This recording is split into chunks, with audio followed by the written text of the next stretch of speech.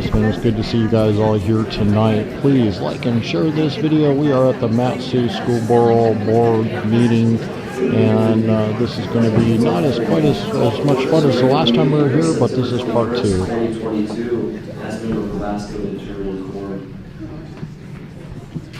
Board Member Larson. Present. Board Member Berge. Present. Board Member Underwood. Here. Board Member Ponder. Here. Board Member Hart. Here. And Board Member Tabasco is here. Student Advisory Board Rep Vanessa Shackle. Here. And Board Member Taylor is excused. We have a quorum, Mr. President. Thank you, Member Vasco. With that, I'd like to invite Member Brady to read our board goals. MatSu School District vision, mission, beliefs, goals, and principles. Vision: MatSu School District will be a model of excellence in teaching, learning, and engaging all students. Mission: MatSu School District prepares all students for success. Beliefs: we believe that the needs and the best interests of students drive all decisions. All students can and want to learn. Educational choices and community participation are essential to student success. Goals: improve student success, achievement, and performance. Develop excellent educators and leaders. Use innovative practices to improve the education system. Include families and community members in the education of our students. Promote safe and healthy environments for all. Guiding principles: these guiding principles will drive our decisions and our responsibility to our students, families, and community. Stewardship, accountability, empathy, quality, integrity, respect, collaboration, and commitment. Thank you, Member Brady. Member Underwood, would you please lead us in the Pledge of Allegiance? I pledge allegiance to the flag of the United States of America and to the republic for which it stands, one nation, under God, indivisible, with liberty and justice for all.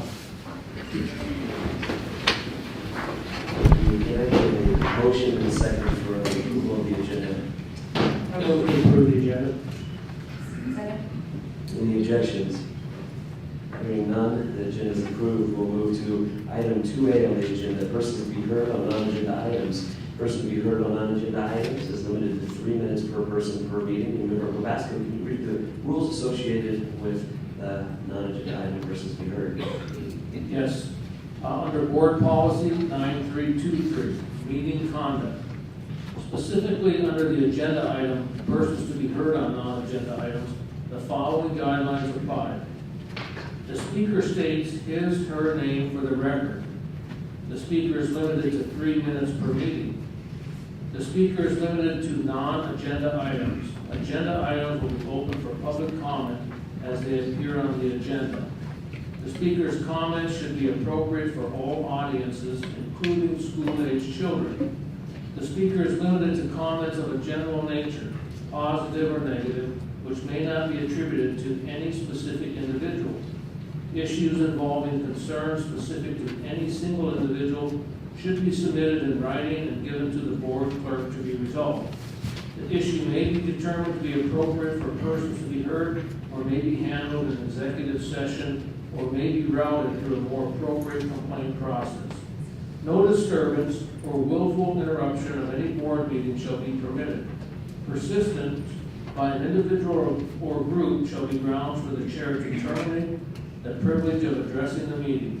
The board may remove disruptive individuals and order the room cleared as necessary. This is not a question and answer time. Speakers may be referred to the superintendent or designee, or the board may take the issue under advisement. Maximum 1 hour per meeting.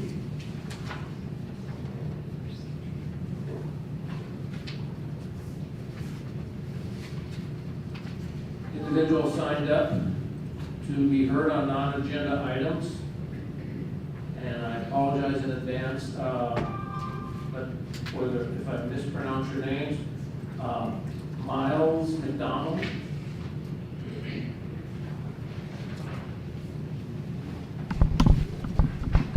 Little button on the microphone to your right. Hit that and then provide your name for the record. Thank you. Hello, Chairman and Board. My name is Miles McDonald, and I'm a former student of the MatSu School District, and I'm also a transgender person. I'm speaking for the LGBTQ plus people and allies of the MatSu School District. We are here specifically to oppose the removal of any more anti-discriminatory policies for our queer youth, and to remove the discriminatory policies you have already put in place. This district's transgender youth guidelines were only called into question because of the discrimination that has been making the news in recent years. In order for you to discriminate against queer youth and put them into an others category under the pretense of protecting biological females' rights. These movements made by the district board are purely driven by political motives, and the school district is discriminatory at its core.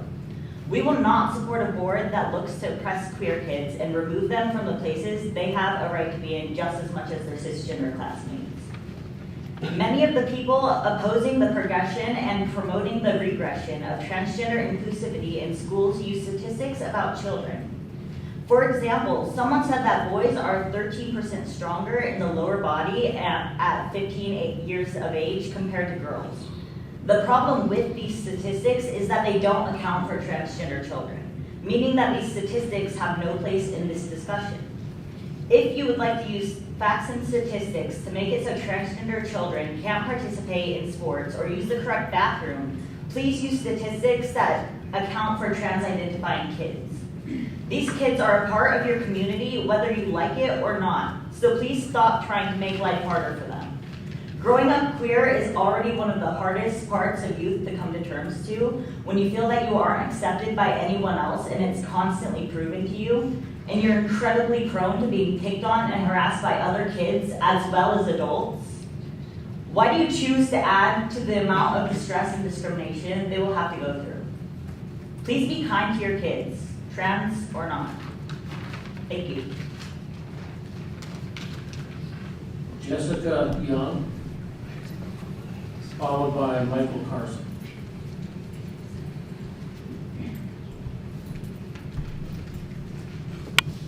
Hello again. My name is Jessica Young. I am here to hopefully remind you of a few things as you mull over what you said was a temporary emergency measure overturning the right for trans kids to use the bathrooms that align with their gender identity. So, I'd like to remind you a few years ago, maybe you were not on the board at that time, I know a few of you were, when you told teachers they couldn't use a few books. 5 classic books, in fact. That didn't go over particularly well. You made us into an international embarrassment. I took orders from all over the world for books. That was fun. Got to meet the New York Times. That was interesting. That's not a good look for the MatSu. That makes us look like a bunch of backwards, bigoted bumpkins. Not just y'all, everybody, since you're representing us. You don't want that. If nothing else, since I know I can't appeal to your compassionate natures, we've proven that, you are losing economically. Kids will go to college and never come back to the MatSu because they will understand that they are accepted other places. Kids will move out deliberately. Young, educated people will move out deliberately. Businesses will decide not to come here because of discriminatory policies. Tourists will decide not to come here. Why go to Alaska when you could go to Alabama and spend half as much? They treat it the same. So, since it's Banned Books Week, I'd like to remind you of that and how well that went over. I'd also like to remind you that September is Suicide Awareness Month, and the single biggest indicator of whether or not a trans child will attempt or complete suicide is how affirming their parents, school, and friends are. Thank you. Michael Carson, followed by Garrett Christensen.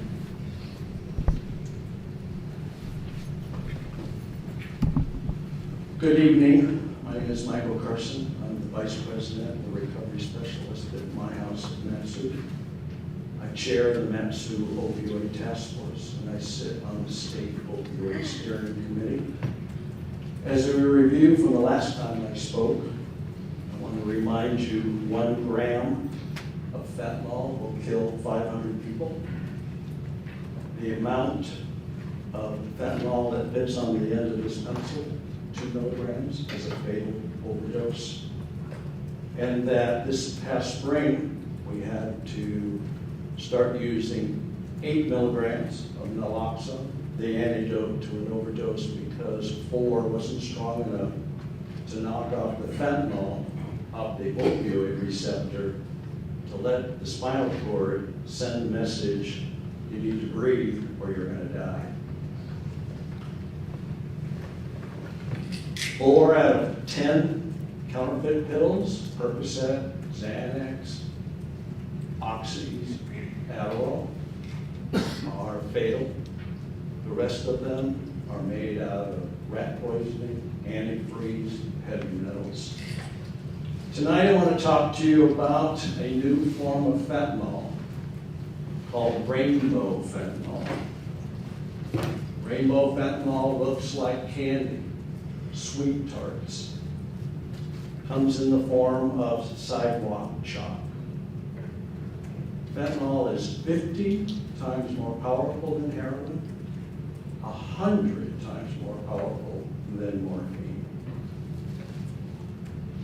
I would like to suggest that the board suggests that the school district provide some prevention and drug education during Red Ribbon Week.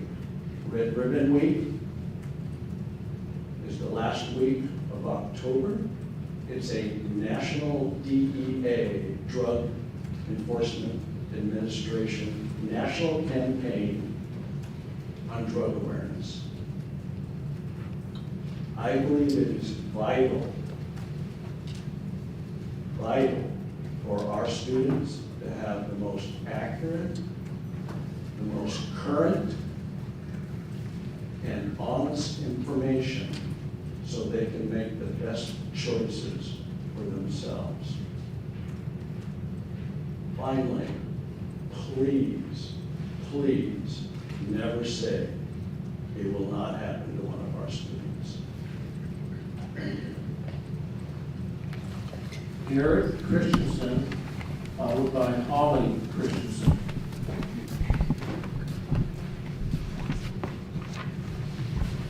Hello, my name is Garrett Christensen. We have reached a critical turning point in history.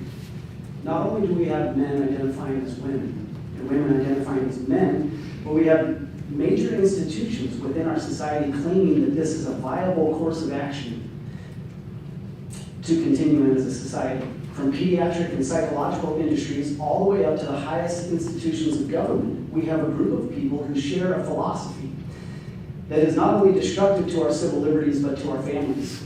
We have been coerced into believing that we must honor what other people perceive, that we must neglect our own inner voice that tells us right from wrong and truth from error, that we must not only tolerate lies, but we have to accept the lies and participate in the lies.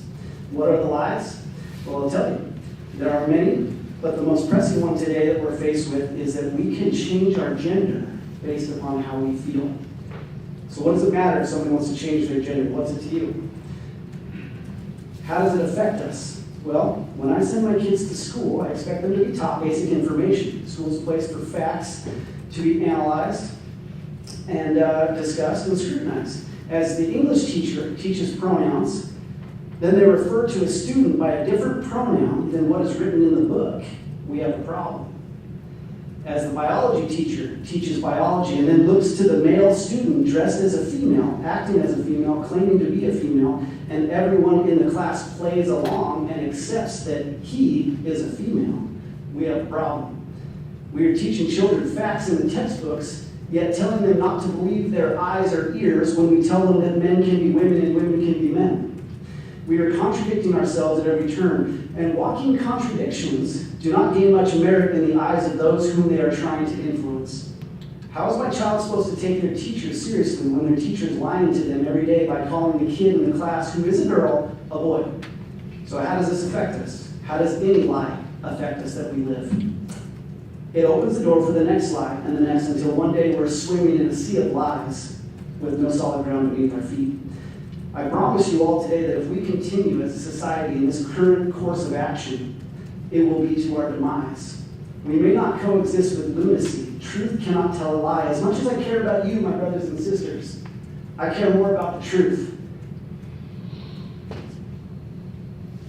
And because I care about the truth, I can't tolerate lies being taught to my children, or told to my children.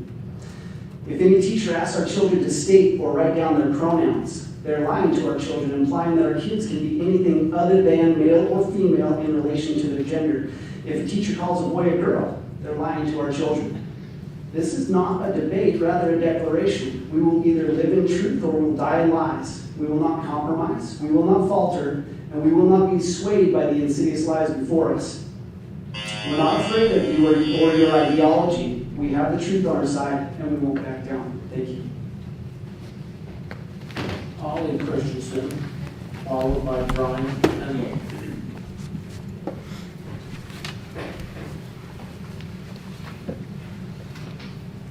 Good evening. My name is Holly Christensen. I'm a mother of 3 children currently enrolled in the school district.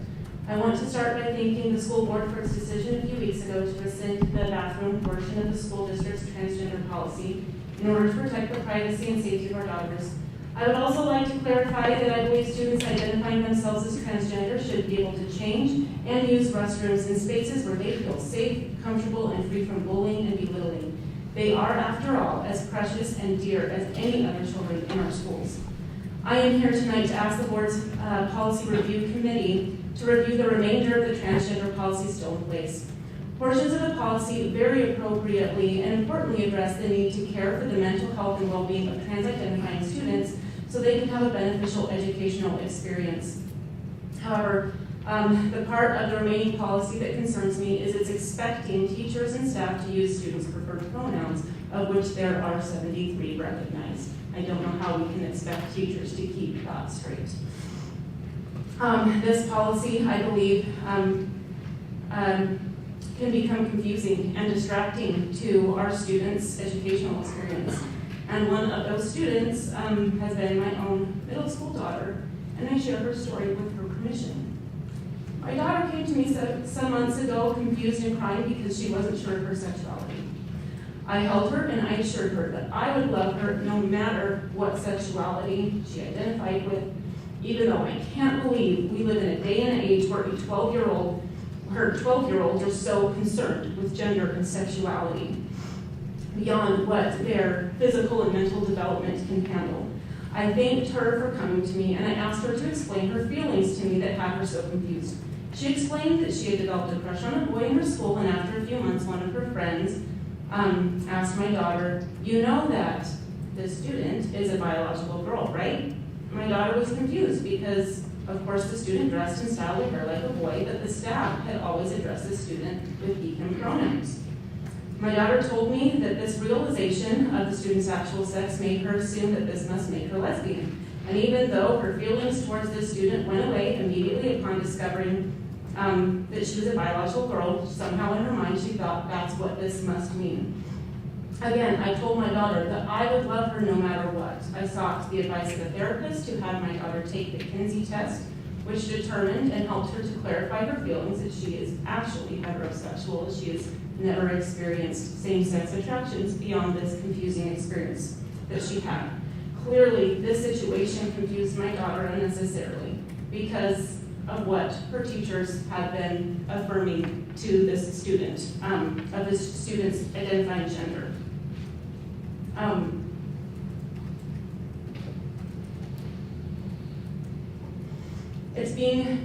Gender and sexuality is being talked about and encouraged all the time at school by peers, and now our school policies are asking our teachers to take part in this.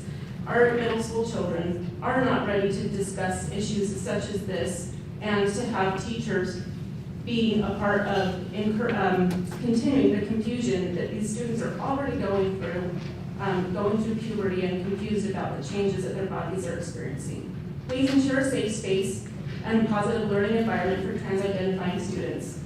But let's please not encourage confusion through teachers. Thank you. Brian Endel, followed by Jackie Tolfler. Thank you, school board. Brian Lindell, your true conservative candidate for MatSu Borough Assembly District 1. I want to thank the school board, and that's the reason I came here, to thank you guys for your decision to not let boys in girls' bathrooms. And, you know, I go door to door for my assembly race, and I go to many doors, probably more than most candidates have gone to. And I can say that this issue is coming up, and people know how you guys voted. And if they don't know, I tell them. And I tell them where I stand on this. So I appreciate your decision, and the word is getting out. And I also want to say something about what Mr. Christensen was talking about. He was talking about teaching, in respect of teaching the kids the truth and teaching them lies. You teach them lies, you confuse them. You teach them the truth, they understand what they are, who they are, and it's a lot better for them. But teaching them the lies will confuse them.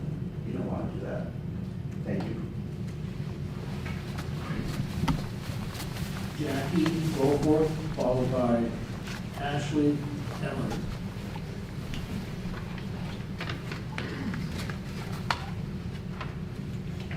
Thank you. My name is Jackie Goforth. I want you to do some research on transgendering and start with Dr. John William Money. If you look at Wikipedia, it says, Dr. John William Money is a psychologist out of New Zealand. And his research, he's a known author known for his research into sexual identity and biology of gender. He was one of the first researchers to publish theories on the influence of societal constructs of gender on individual formation of gender identity. He was educated at Victoria University of Wellington, New Zealand, Harvard University, and the University of Pittsburgh. But if you really want to find out the truth, please look up Dr. John William Money, pedophile.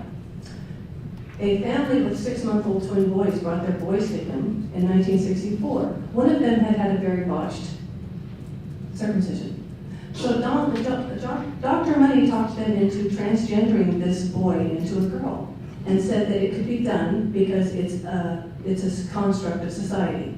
So for the next 10 years, 11 years, this boy was known as June, and to say he was a tomboy is a little bit misleading. He refused everything to do with girls. But they had only built a front part. They hadn't built the carrot on him. Well, unbeknownst to the parents, every time these children would go for an appointment in Baltimore with Dr. Money, he would have them take off their clothes, examine each other's genitalia, and then, of course, sexually stimulate them and have them work showing how lovemaking is done, with 6 other professors watching and writing and videotaping this. This is on record. This is where all of this came from. Now, at 12 years old, they wanted the June to go through the final, getting the hormones to make her a girl, and to build a cavern, and he absolutely refused. He absolutely refused and wanted nothing to do with it. Oh, by the way, they refused to go to these appointments, and Dr. Money told them to bribe them with trips to Disneyland. So, he refused, and on the way home from that appointment, his father broke down and cried and told him the real story, that he really was a boy.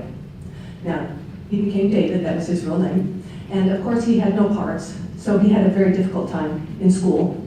But at 25, he married a woman with 3 children already, and if you want to know the truth, you can read it in the Rolling Stone magazine interview of 1997, when he has a 60-page interview telling you all about this. No one ever sued him for what he said. 2 years later, his brother committed suicide, and in the early 2000s, David committed suicide. The entire gender construct is built on a foundation of sand. And if you do go through gender surgery, they don't remove a prostate normally. So even if you do go through the gender surgery and you go into a medical thing, you will have a prostate if you're pretending to be a woman. And if you're pretending to be a man, you won't have one. You cannot change what you were born as.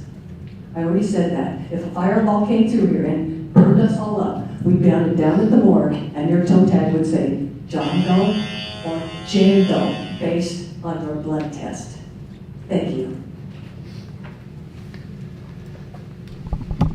Ashley Emery, followed by Tom Burke.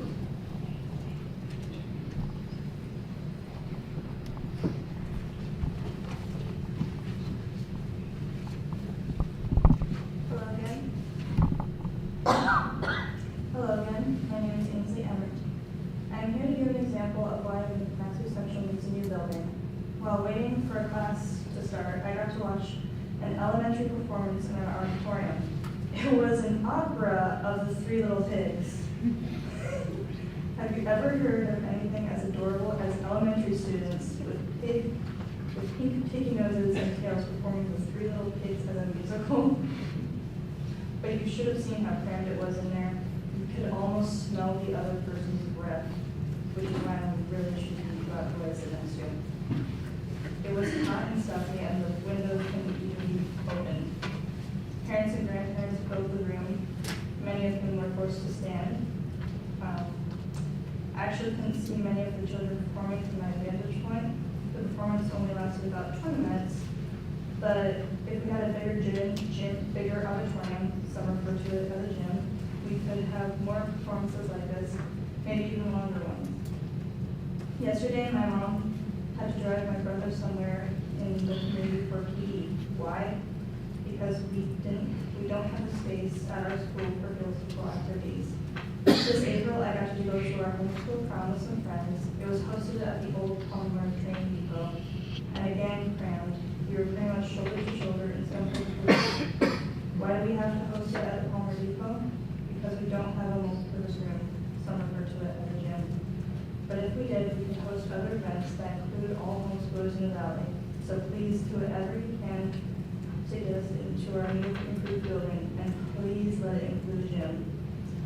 I would also like to thank Mrs. McIntosh for being such an awesome principal. She has been involved with the school even before she was a principal and back when she was my student advisor, and has dedicated so much of her time to all these students for which I'm very grateful. Thank you, Hazel.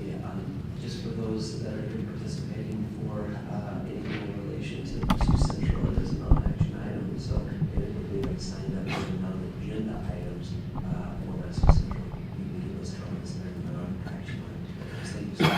Tom Berg, followed by Cindy Hudgens.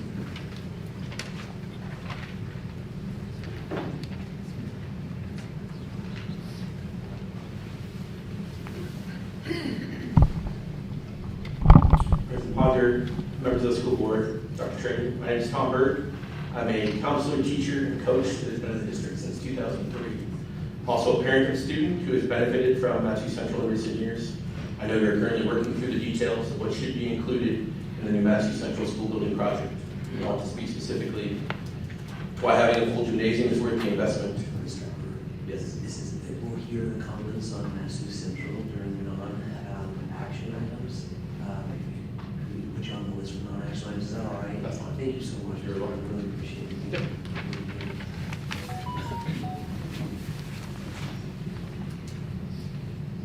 Cindy Hudgens.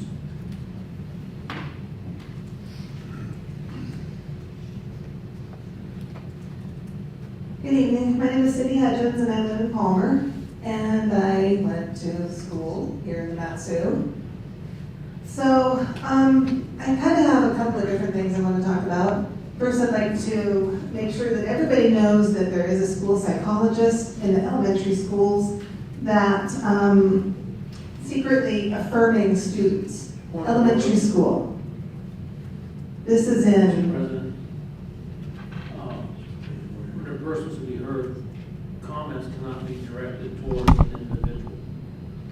Right, did I believe that's by name? I didn't name the name. Go by name. This is going on at Sharon, Butte, a Chickaloo School, and Finger Lake. Also, there is a classroom in Colony High School that is displaying BLM pictures. I mean, all of the stuff that we're learning about BLM and what garbage it is, and I don't even understand why that's being allowed, besides the fact that it's political.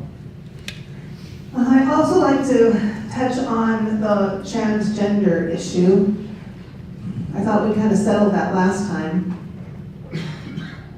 There is no place for a boy in the girls' restrooms, ever. I mean, yes, there is a huge transgender thing going on here, huge transgender movement, and I think a lot of it is because it's being pushed by teachers. Kids need to be not groomed, they need to not be taught CRT, transgender, they need to be taught math, English, science, social studies. I mean, they're not even taught cursive anymore.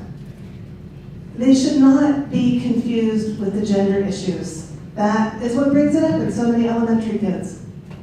I mean, what elementary kid thinks about that? If a student has the equipment of the opposite sex, they do not belong in the bathroom, even of the gender that they think they identify with. That is not right.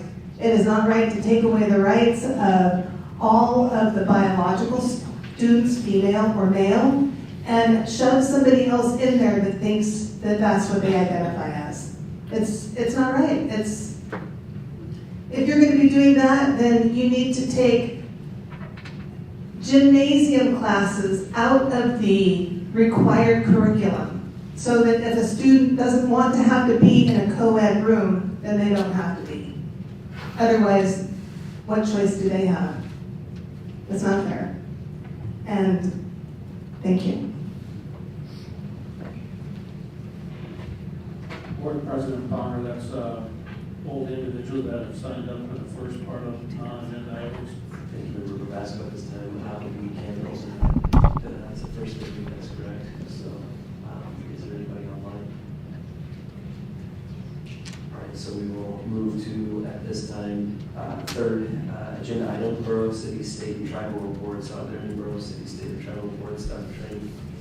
No. All right, agenda item 4, administrative reports. Dr. Train, do you have an administrative report? Yeah, we have a short administrative report. Our family partnership coordinator, Ms. Laura Richardson, is going to describe to you some of the activities that she's been working on through the first part of the year.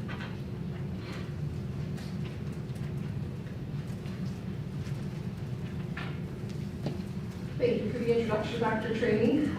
I am Laura Richardson, and I serve as a teacher on special assignment here at the Office of Instruction for the MatSu School District. My official job title is Family and Community Partnership Coordinator. It's a brand new position that was created this year by repurposing some other personnel positions that were available, and with the purpose of reaching out and helping to tell the story instructionally of what we're doing in MatSu. I wrote down some notes here. My purpose tonight is to help to communicate with you about one of the things I'm most excited about for this school year. Our number one purpose for existing as a school district is to educate kids, right? Period. That's what we're here for. There are limitless stories in history and even here in our own community of how a quality education changes the trajectory of a person's life. In MatSu, we prepare all students for success, and our school board, which is of course all of you, have the stated vision of our MatSu Borough School District being a model of excellence for learning, a model of excellence in teaching, learning, and engaging all students. Something that I really, really feel strongly about, and something that you'll see in how I choose words carefully for the different communications that I'm sending out to the Office of Instruction, is that every one of us, we are the MatSu Borough School District.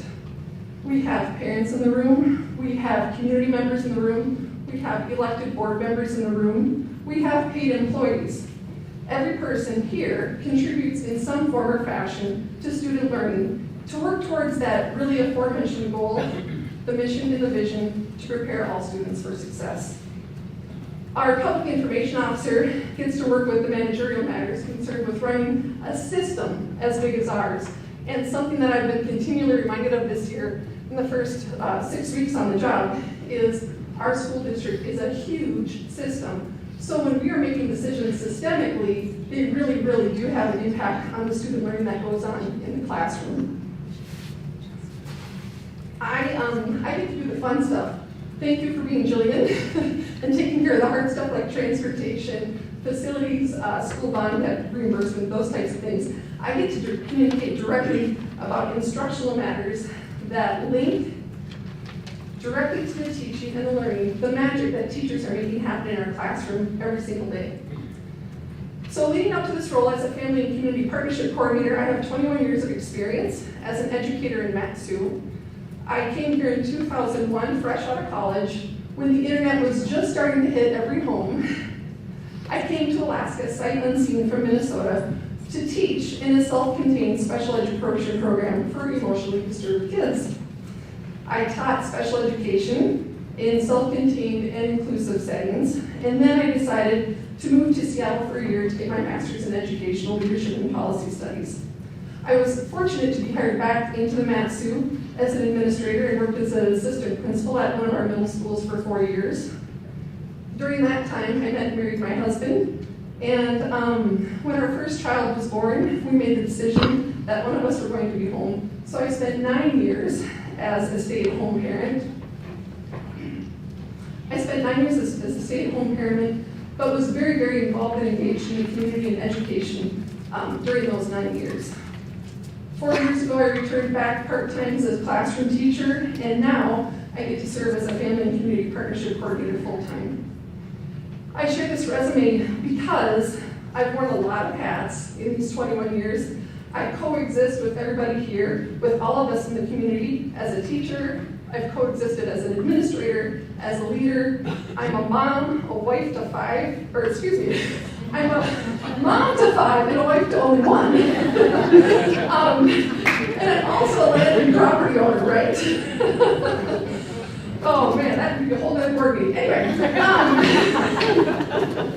all of this influences and informs how I communicate with the public and people in general about student learning and what's happening instructionally here in MatSu. So wearing all of these different hats, I have to say, this school year I am so excited in starting the school year with a renewed sense of purpose and energy because of our team time on Monday mornings as we work to develop our school district as a professional learning community. The Monday mornings are the highlight of my week. Professional learning communities are really a key to improving instruction and improving student learning across our school district. Like I said before, every one of us in this room, we are all MSBSB. And this investment of just 1 hour of designated sacred time every Monday morning is the boldest and most significant showing of instructional leadership that I've witnessed in 21 years as a resident and educator in MatSu. So I just want to tell you a little bit about what PLC Team Time is not. PLC Team Time is not a book club. It's not catching up on grading. PLC Team Time is not training for extra duties as assigned, like bus duty, problem-solving student pickup lines, or committee work. It is not kumbaya or trust falls. Thank goodness I have this personal space ball that I don't like to have cross-rated, okay? Our team time is 1 hour per week for instructional staff to look at student learning. Not even looking at teaching, looking at student learning. We aren't evaluating teaching, we are looking at evidence that students know and are able to do what we're asking them to know and be able to do. So far this school year, I've been privileged to spend time at 4 different secondary schools on those Monday mornings. It's really interesting to walk into a building and observe and participate in the different interactions among the staff. There's lots of different dynamics and a range of experiences, and the range of skill that people have in collaborating with one another is very different from building to building, and that's to be expected at this stage in developing a professional learning community. PLCs requires teachers to open their doors, come out of isolation, and collaborate, or co-labor, as Mr. Everett always likes to say. We co-labor to create actionable steps to generate that learning that every student can achieve and make sure that that learning is high-level learning. When we talk about every kid, I mentioned that I'm a mom of 5. 4 of my little brood are currently enrolled in MatSu schools. I have 3 daughters in 1st grade, 2nd grade, and 8th grade, and I also have 1 6th grade son. As a teacher, especially as a special education teacher, I worry most about my struggling learners in my classroom. As a mom, I am most concerned about my learners. and they represent a range as well. As an educator and a community member, it's really, really, really encouraging to be part of this PLC team time process and know that professional learning communities address the needs of every learner equally. So every single Monday morning, our PLC teams are looking at one of 4 questions, or sometimes more than one of these, but the 4 questions that we're addressing are, what do kids need to know? That's teacher clarity. How will we know when they've learned? We know that telling isn't teaching. We have to fill up that knowledge tank so they leave our classrooms knowing more than when they first walked in. 3rd question, what do we do when some students don't learn? We've had a multi-tiered system of support in place for students for years, those interventions that help the strugglers build their skill. And this 4th question is an often overlooked one, but one that's critical to PLCs. The 4th question is, what do we do when we have students who are ready for more? As a mom of middle schoolers, those last 2 questions, they just make my heart sing. They make me hopeful for what we have happening in our schools. What do we do when some students don't learn? And what do we do when they're ready for more? I know that many of you on the board are parents, and so you can appreciate and agree and understand when I say, I want and need my middle schoolers to have other adults who are infinitely smarter than their mother, right? Who notice and draw out and care about what's special about the individuality of each of my kids. Others who won't let them fall through the cracks. And others who are building them up and expecting high levels of learning from them. Team time for teachers during PLC Mondays allows for that. In all 4 of the PLC Mondays that I've sat in, I've observed building principals being dynamic, instructional leaders. They're able to set the managerial duties aside for an hour and talk about why you're going to education, which is student learning. I've seen teachers lean into this process with focus. My morning at Rochelle, I left a little fired up, like ready to take on the world. Those people were hard to corral. You know, like, hold on, we can't go out and start teaching right now. We have to finish this process here. Our entire staff across the district shares the sense of urgency and a desire to help every single student in our school district to learn at high levels that are most appropriate for that kid. So, as a mom, as a community member, I have a little metaphor for you. So, as I mentioned, we have lots of kids. There's lots of interest. I just came from the middle school cross-country championship tonight. Cross-country is my favorite way to spend time in the rain in Alaska in the fall, right? We have a hockey player, we have a budding 6-year-old ballerina, we have one daughter who wants to play violin, another one who wants to do Battle of the Books. A little too much time is spent on YouTube with Dude Perfect, but you know, there's some fun to be had there too. But my husband and I were constantly running in multiple directions, filling the needs, making sure the laundry is done, the floors are swept, students or our kids are to practices on time. We are running. And so as parents, as leaders and developers of our home, my husband and I have to purposely and intentionally schedule time to check in, gauge the climate of our home, gauge what's going on with our kids, and make sure that we're investing in the right things to shape and mold and grow these little human beings into decent, contributing human beings. Our team time is like that family check-in time.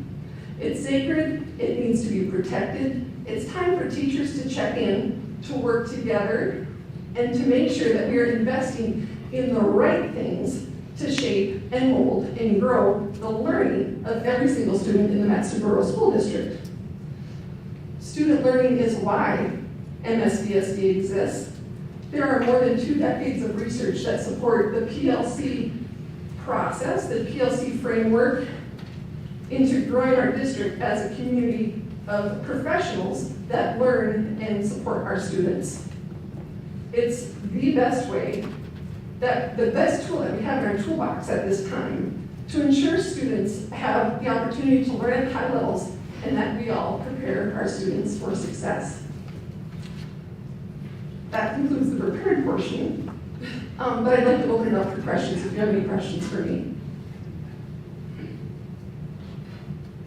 About PLCs or what we're doing to help communicate better with our community. Larson. Yes, just one quick question. On your weekly Monday meetings, is it mapped out through the whole year on what's going to be brought up at each meeting? And is there a systematic system on where you're going with this? Absolutely. So yes and no. So let me backtrack and say the PLC process, the process of growing a culture of professional learning needs to be tight but loose. It's something that we talked about at our Guiding Coalition meeting today, and something that will continually be talked about at our principal meetings and with our staff through the year. So for these first 4 meetings, yes, we had prepared lesson plans for our principals, for example. Like, this is what we're talking about district-wide.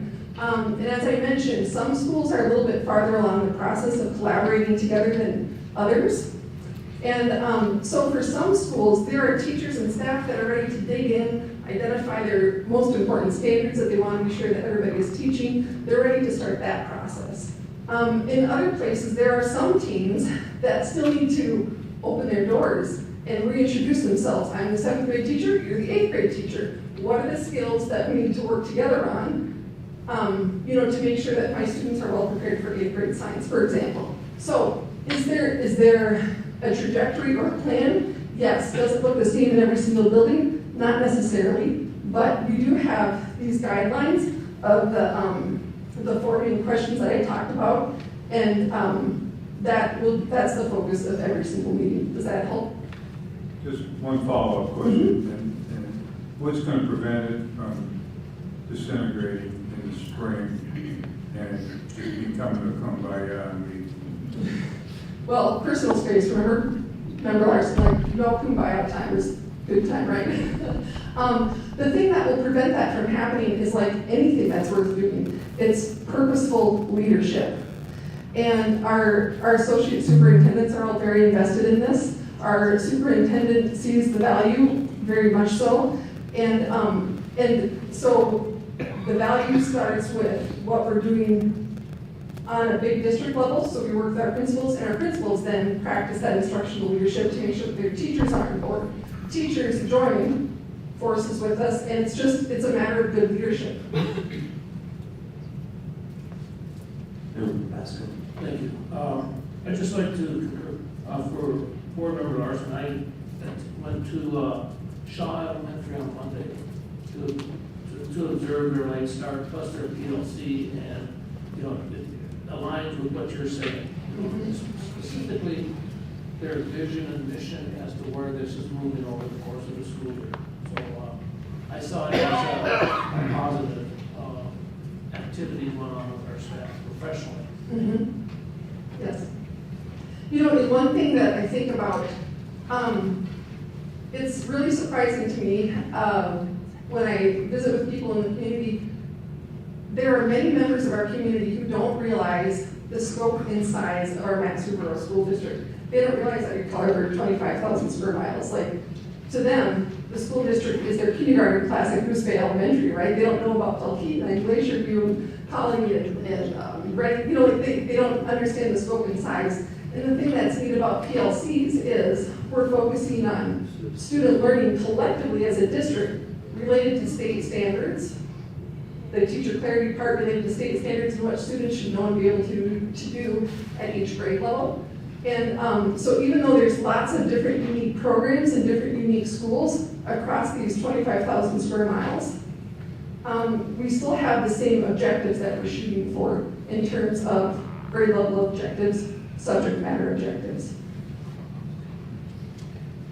Just a quick question in relation to everything that you've provided has been kind of on the purpose side, and that's great. One of the things, though, that I continue to hear about via email is the execution side of it for parents, right, on their side. And and this may not be a question directed to you if you want to kick it over to Dr. Trainee, but what I'm looking for is just a response on has there been any consideration in regards to making it easier on parents. I'm aware of kids that don't show up for school because they can't get to school because their parent can't be around at the time that they would be dropped off on Mondays. Any thoughts on that, or any way in which we can react to that?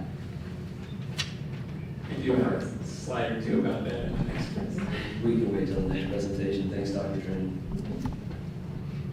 Are there any other follow-up questions, Dr. Army-Wood? Member Underwood. In relation to measurement on how it's working, I know that this is implemented, I know there's certain schools that have done this, like the county charter, they do a lot of professional development, and they get back and what do you foresee is unmeasurable to that this is working, so that if this is such a burden on what he's saying, a lot of parents that are coming to writing emails saying, is this going to even be worth it, how are we even going to know? When would that be a measurable, substantial thing that you could show parents to say this worked? And if it is measurable, is that something that you were going to continue into next year, or is it like we course corrected, now we're back to normal? What does that look like? Right, and we talked about measuring, our success criteria during our guiding coalition meeting this morning with our associate superintendents and others that are, part of this PLC process. And there's two, in my mind anyway, and Dr. Trainee, please cut me off if I start going down the wrong path here. But in my mind anyway, I think that there's two kinds of things that we need to measure. One is our data, like, do we have fewer D's and F's? Is our graduation rate improving? Do we have more consistency in grading practices district-wide? Do we have more kids participating in and pursuing higher level classes in our secondary schools?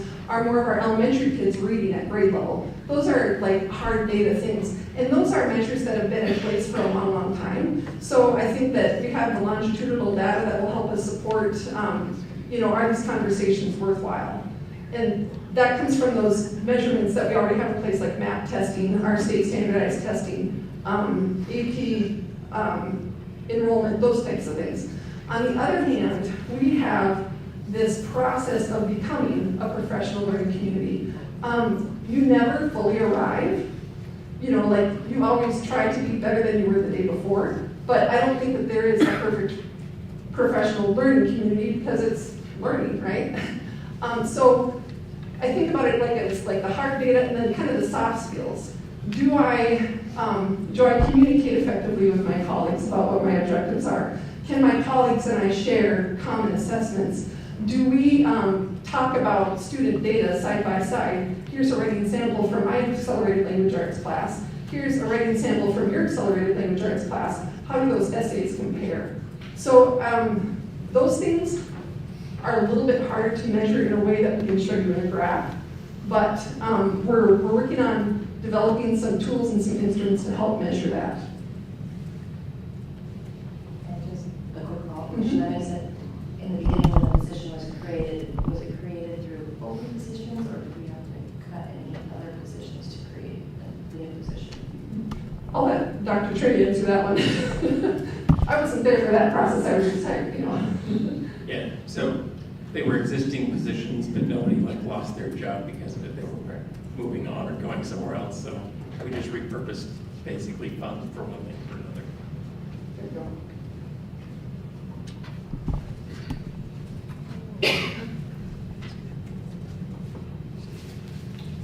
Okay, I'd like to just add one more thing. My mission here today was to talk to you about PLC Mondays, but through the years of listening, and especially this year as I've engaged in board meetings more routinely, I know that you as the board really value community input and you value communication with our community. And so I do want to take just 1 minute to tell you about some of my job responsibilities and how we're improving, getting better each day at that process as well. We've always had a principal newsletter that goes out weekly. We've had a teacher newsletter that goes out about monthly. This year, I've been able to add an additional newsletter that maybe you've received as a parent called a Parent Post. And the objective of that is, once again, to kind of build an understanding of what a large system we're part of, but also to highlight the good things and the opportunities that our students have as being part of the MatSu School District. I have analytic data on that in terms of being able to show you how people are engaging with that newsletter. I don't have it with me here today, but it's available if you'd like. The other thing that's been really fun is just working with our curriculum and instruction people in communicating about our language arts adoption process, thinking about and planning ahead as to how we can more effectively and more meaningfully engage the community in future curriculum adoption processes. There's a lot going on in the Office of Instruction every single day, and so being able to be the one person who thinks strictly about that is really a gift, and it's a lot of fun to share and encourage and kind of teach the public about what we're doing for kids. So we've got a lot of really great things going on, and I really just appreciate your support. Thank you. Dr. No more administrative reports. Thank you. We will go ahead and move to agenda item 5, Student Advisory Board Representative Report. Please go ahead. Good evening, Dr. Trainey and school board members. SAB had their last meeting Tuesday, September 13th at Colony Middle. There were 8 schools in attendance. It was a short meeting due to busing conflict, though we accomplished what was necessary. We nominated students for every position on the e-board, and elections will be at our next meeting, October 11th. Thank you. It's appreciated. We will now move to agenda item 6, consent agenda. Do I have a motion and a second to approve the consent agenda for minutes of September 7th, 2022? I move to approve the consent agenda, A, minutes September 7th, 2022. Second. Thank you. Is there any objection to approving the consent agenda? Hearing none, that passes. We'll close item 6 and move to item 7. This is public comment on action items and non-action items. Therefore, if it is on the agenda tonight as an action item or a non-action item, we will hear public comment on those at this time. If it's not an action item or an action item or a non-action item, then we will take those comments in the second part of the non-agenda item, called persons to be heard portion. With that, Member Bradshaw, would you review those rules? Thank you. Public comment on action and non-action items. The speaker states his/her name for the record. The speaker is limited to 3 minutes per meeting. The speaker is limited to action and non-action items. The speaker's comments should be appropriate for all audiences, including school-aged children. The speaker is limited to comments of a general nature, positive or negative, which may not be attributed to any specific individual. Issues involving concerns specific to a single individual should be submitted in writing and given to the board clerk to be resolved. The issue may be determined to be appropriate for persons to be heard, or may be handled in executive session, or may be routed through a more appropriate complaint process. No disturbance or willful interruption of any board meeting shall be permitted. Persistence by an individual or group shall be grounds for the chair to terminate the privilege of addressing the meeting. The board may remove disruptive individuals and order the room cleared if necessary. This is not a question and answer time. Speakers may be referred to the superintendent or designee, or the board may take the issue under advisement. Thank you, Member Bradshaw. Would you give the list of those who signed up? Yeah, first on the list is Lisa Cherry-Konoff, followed by Karen Olson.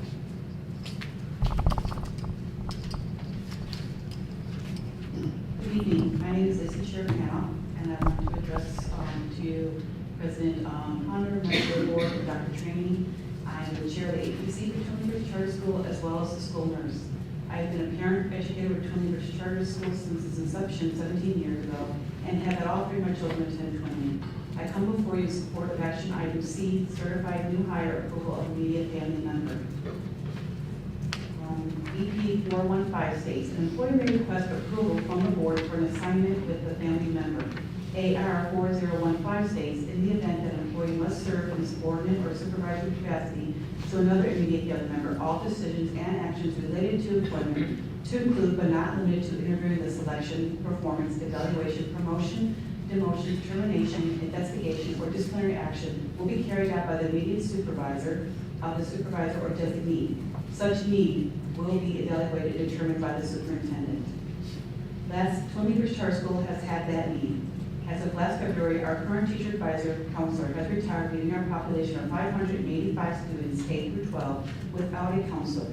It is necessary to employ a certified school counselor/advisor that can meet the needs of our student population. Alaska Teacher Placement, in partnership with Alaska School Districts and the University of Alaska, serves as a statewide education job clearinghouse. As of last Monday, there were 27 unfilled counselor positions posted statewide. The district's current application pool does not include any other candidates other than Mrs. Wheatman that currently possesses an Alaskan Type C counselor and Type T teaching certificate that is necessary for this position. Twin Ridge Charter School and our district are incredibly fortunate to have such a qualified candidate. Mrs. Wheatman has worked in our school district and has been a member of our community for over 20 years. Mrs. Wheatman is an experienced teacher and a certified counselor that is excited to work with our students and parents at this time. Mrs. Wheatman's state certifications, along with her homeschooling experience, makes her a perfect fit for our program. Thank you for your time and your consideration. Karen Olson, and then Eric Raines.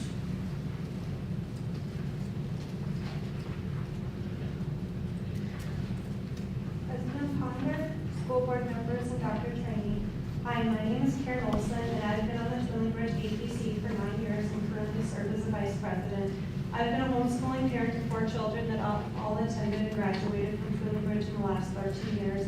I know first-handedly that during the high school years especially how important it is to be able to have a counselor available to help guide the parents and students through the many things that they run into pertaining to high school classes, scholarships, colleges, testing, etc. Now with the added required courses, I feel it is even more important to have a counselor to help families navigate through these often bumpy years. I am on the hiring committee and I'm writing this letter in regard to your consideration to our hiring of Naomi Wheatman for a counselor position. Since we are a small school, a lot of the people we hire are cross-trained or have the certifications to do many things. We want to fill a position with not only someone that is certified in counseling, but also someone that has their teaching certification as well, so that they can be a parent-student advisor. One of the preferences that we always strive for as well is to hire candidates that have homeschooling and or charter schooling experience. We have been working with Human Resource Director Katie Gardner, who has been helping us to comply with all the board policies and regulations. To the best of our knowledge, our request to hire Naomi Wheatman does not violate any of these. BP 4014 states, quote, "The superintendent will ensure that the district employs the most qualified person available for each position through effective recruitment and selection processes," unquote. Naomi Wheatman has served as a teacher in Alaska in excellent standing for 21 and a half years, including 18 years at a charter school. She holds a teaching credential in the state of Alaska, as well as a counseling credential needed for this position. Part of her internship was completed at Twin Ridge Charter School, thus she has her direct training and experience in the position for which we are hiring. Naomi has also experience and expertise needed to help counsel homeschooling families as she homeschools her own son. All of these match perfectly for our requirements for this position. AR 4015 states that, quote, "In the event that an employee must serve in a subordinate or supervisory capacity to another immediate family member, all decisions and actions related to employment, to include but not limited to evaluation, will be carried out by the immediate supervisor of the supervisor or other designee. Such need will be evaluated and determined by the superintendent," unquote. Dr. Justin Ainsworth, Associate Superintendent of Instruction, has agreed to supervise Naomi Wheatman, thus negating any issues regarding to supervisory roles at Twin Ridge. Regardless of the fact that there are no other applicants in the district's current application pool who hold the required certifications and have relevant experience required for this position, Naomi Wheatman is clearly the best candidate for this position. For the reasons stated above, Twin Ridge should be permitted to hire Naomi, who is the best candidate. We have complied with the board's guidelines by obtaining a supervisor at the district office. Thank you for your consideration. Eric Raines, followed by Stacy McIntosh.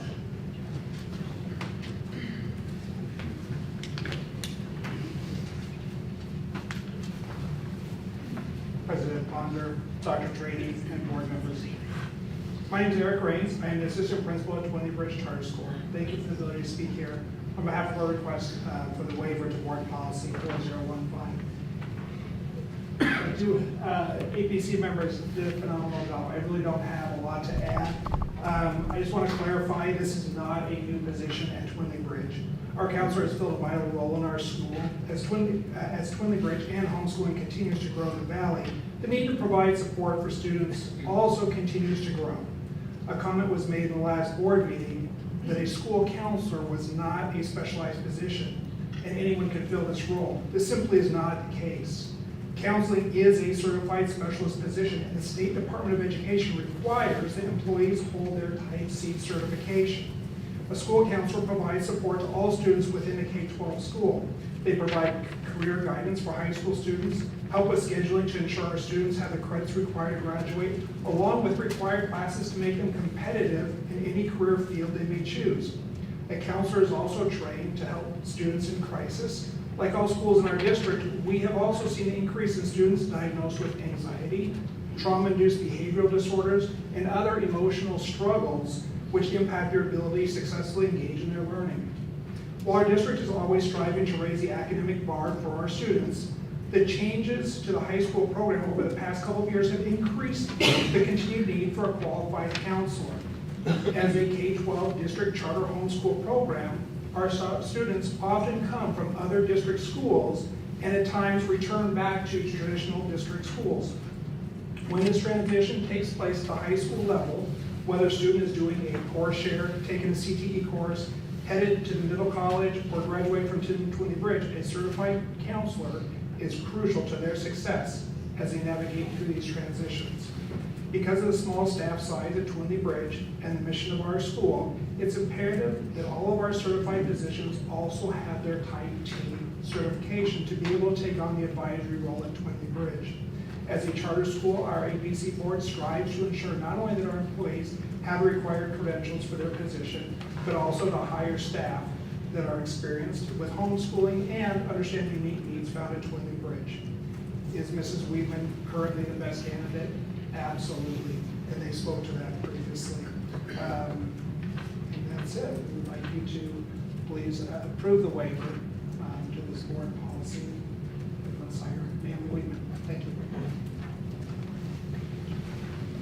Stacy McIntosh, then Dina Darby. My name is Stacy McIntosh. Good evening, school board members, Dr. Training, and President Ponder. Thank you for your service to our community and to the students of the MatSu School District.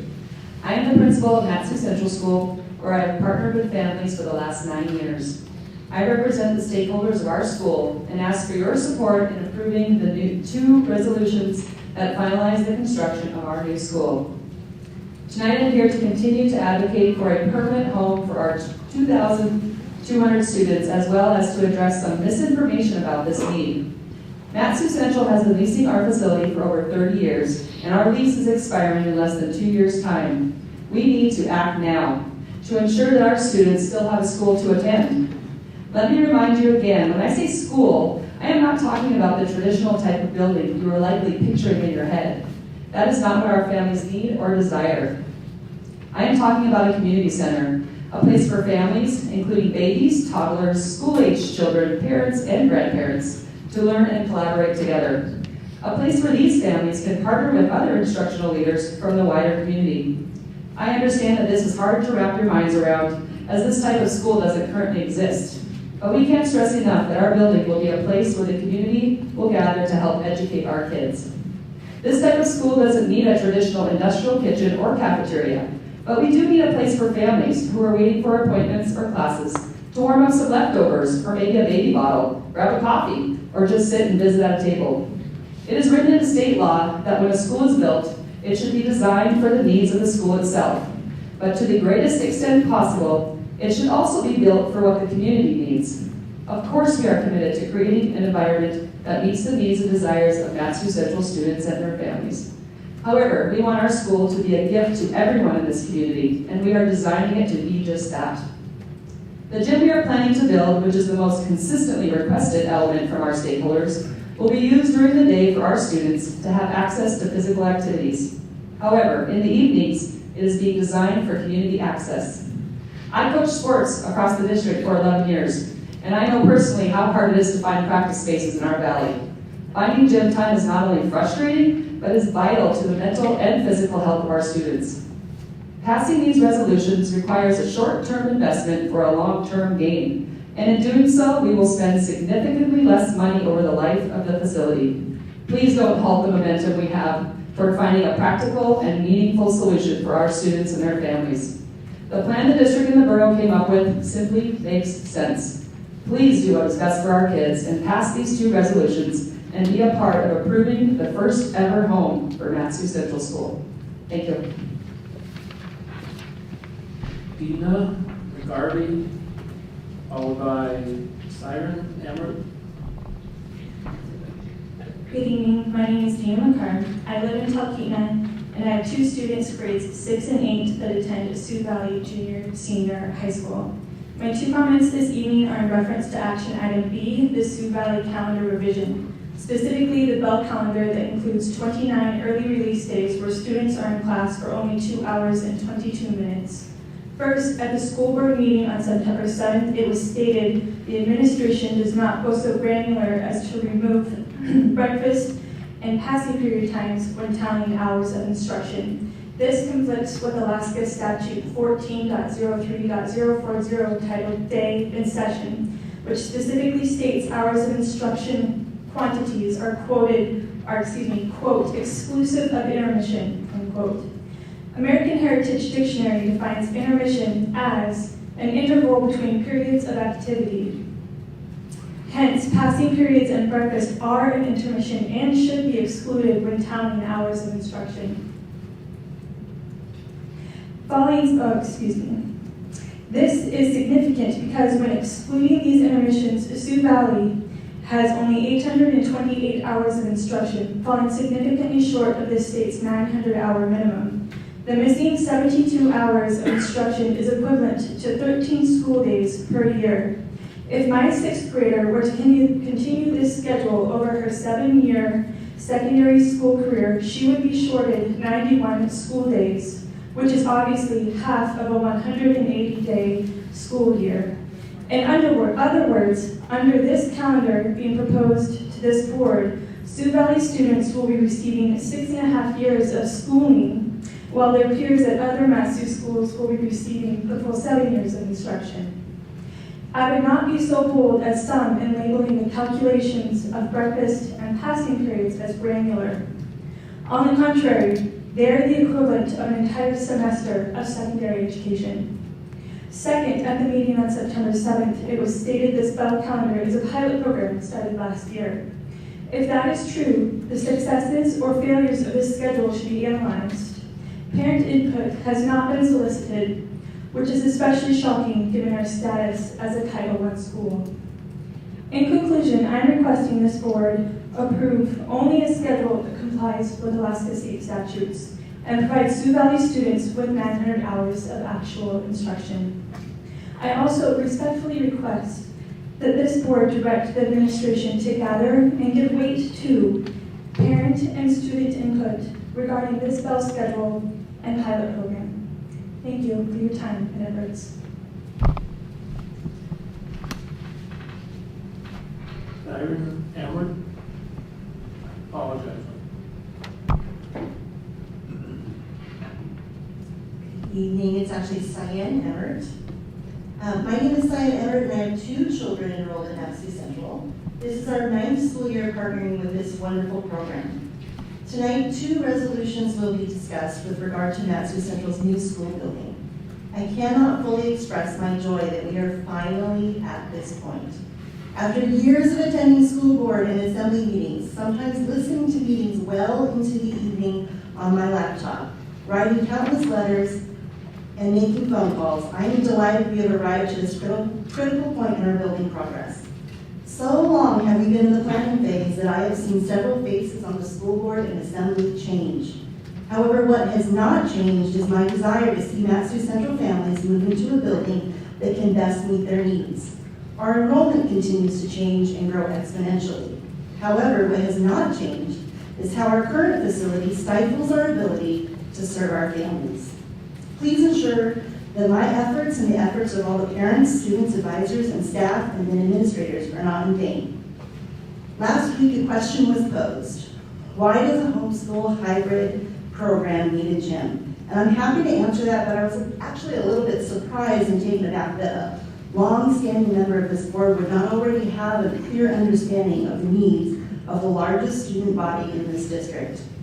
Have any of you met my son? He just left, so you don't get to meet him tonight, but if you could be a fly on the wall in my house in the middle of the dark winter while he watched me attempt to teach an algebra lesson, you'd surely put your stamp of approval on this gym without any hesitation. Get that for Mama a gym, is what he'd be saying. I love the kid, but he definitely needs to be active. So here are some reasons why a gym might be needed. It's not an exhaustive list, certainly, but I really just wanted to share a couple of thoughts. First of all, it's not really a gym in the sense of what you might expect at a brick and mortar school. Think of it more of as a multi-purpose room. It can be used as a space for physical activities, but also be used to host school-related performances, clubs, parent meetings, and social functions. There is a lack of space to rent for functions in the Valley, and this gym multi-purpose room can be used by the community or other programs after hours. Second, and most importantly, we are educating whole children that we need to stimulate their brain as well as their body. Having physical activities available in the same building that my child uses the library or meets with his advisor would be greatly benefit our family. I'd also like to clear up the misconception that we've asked for a cafeteria. We just want a place for families to sit while they do math homework and have their working lunch, and microwave to heat up their lunch. Having a microwave to heat up their lunch would be greatly appreciated as well. 3 minutes is certainly not enough time to list off all the reasons why a new improved space would help MatSu Central kids reach their full potential, nor is it enough time to tell you the reasons why this building would be a gift to the community at large. So I've done something a little unorthodox, and I brought you a personal invitation to come on a tour with me as a parent and see our school from the eyes of a family member and see all the wonderful things that our program has to offer. So please make sure that give me a call. My email's on it. Please resist the temptation to post it on Facebook. But I hope that I hear from all of you. Lady Di, followed by Kylia Francis.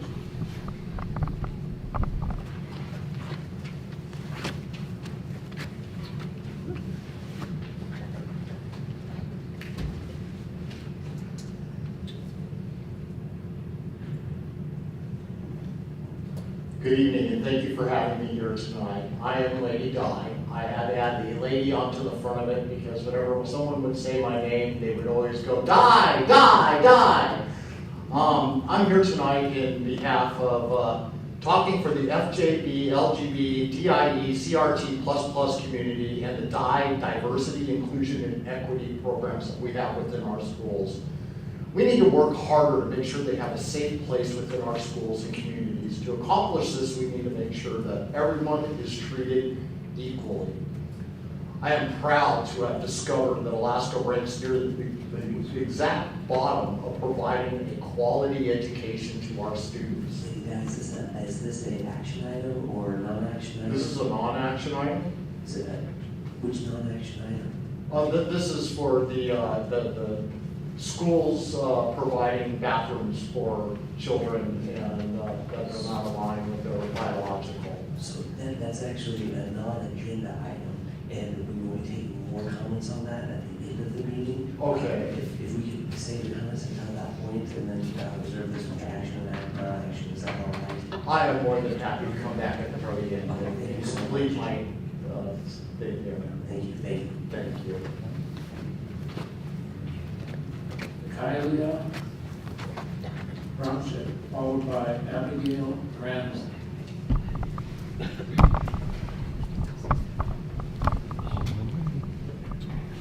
name is Kylie Francis. I'm a sophomore at MatSu Central. I've suffered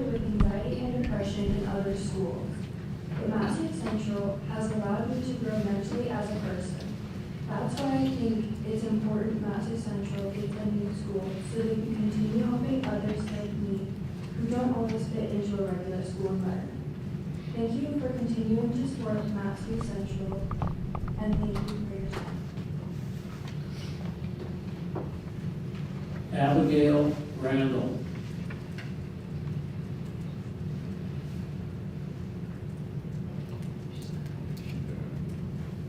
Noah James Taguan.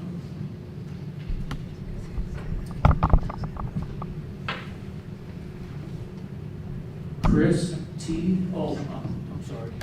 No. Is this good? Yes. Thank you. Hello, School Board. My name is Noah James Taguan, and I'm here on behalf of the Student Advisory Board.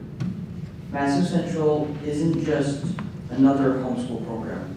It's actually a very innovative method of teaching kids. You don't have to do one curriculum of math, history, biology throughout. For every kid, they can choose their own curriculum and go at a great pace, whether it's slower or faster. Personally, I am a sophomore, currently 1 year ahead, and hoping to graduate with an associate's degree. That was found possible because of MatSu Central. And this new building can help with many problems we have. One, the gym. The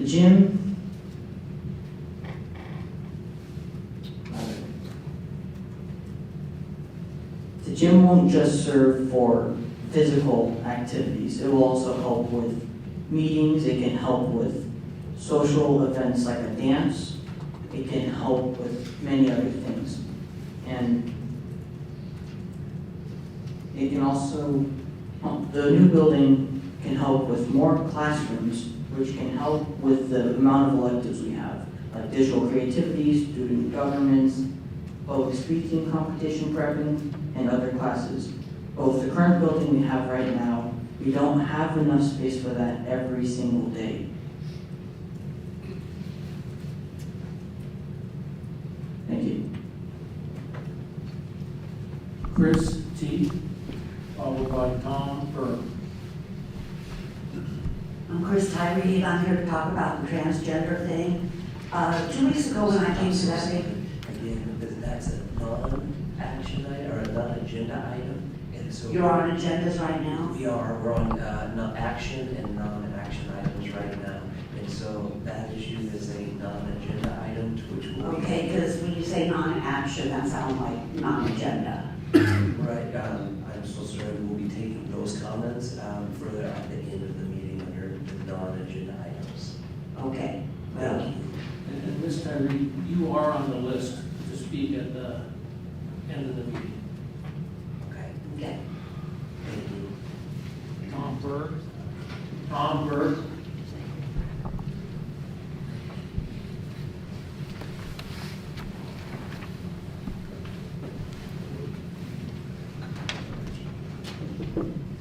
School board members, President Ponder, Dr. Trainee, my name is Tom Burke again.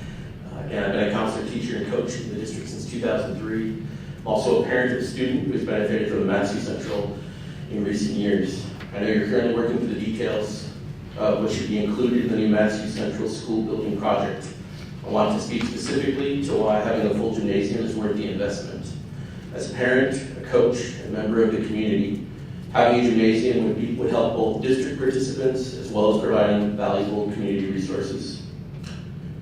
As a parent of a MatSu Central student, having a gym is part of the total resource package a school should have. The gym can be used in a myriad of ways during the school day and holds the same importance as classrooms, the library, or practice rooms in the music wing. Having a gym provides academic options for the staff at MatSu Central, a group that has continually shown creative and innovative ways to help students across the valley achieve success. The more opportunities MatSu Central can provide, the fewer parents have to go out and find and pay for.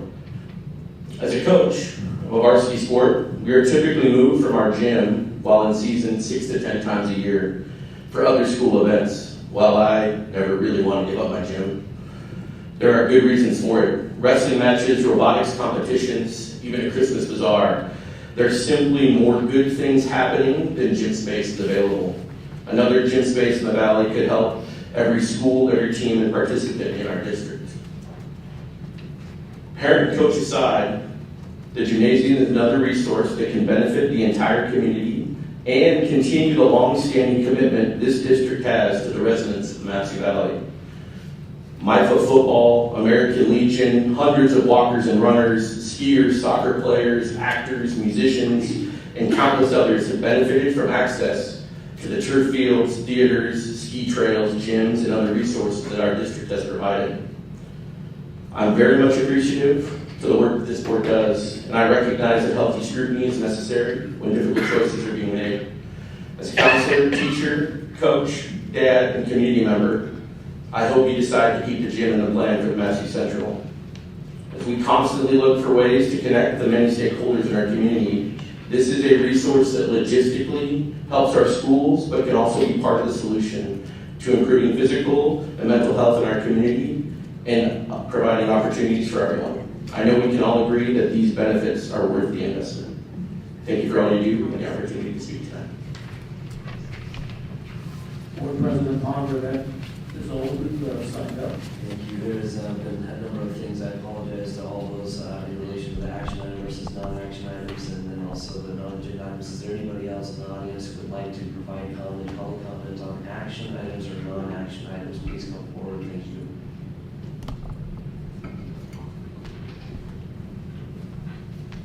Thank you for that. I did not get here by 6. I apologize. So appreciate the opportunity. My name is Nick Robchek. I have a student who attends Bachtown Elementary. My son, he's 5 years old. I'm also good to see you, Mr. P. I am a byproduct of K-12 here in MatSu Valley. I also had an opportunity to serve in Washington, D.C.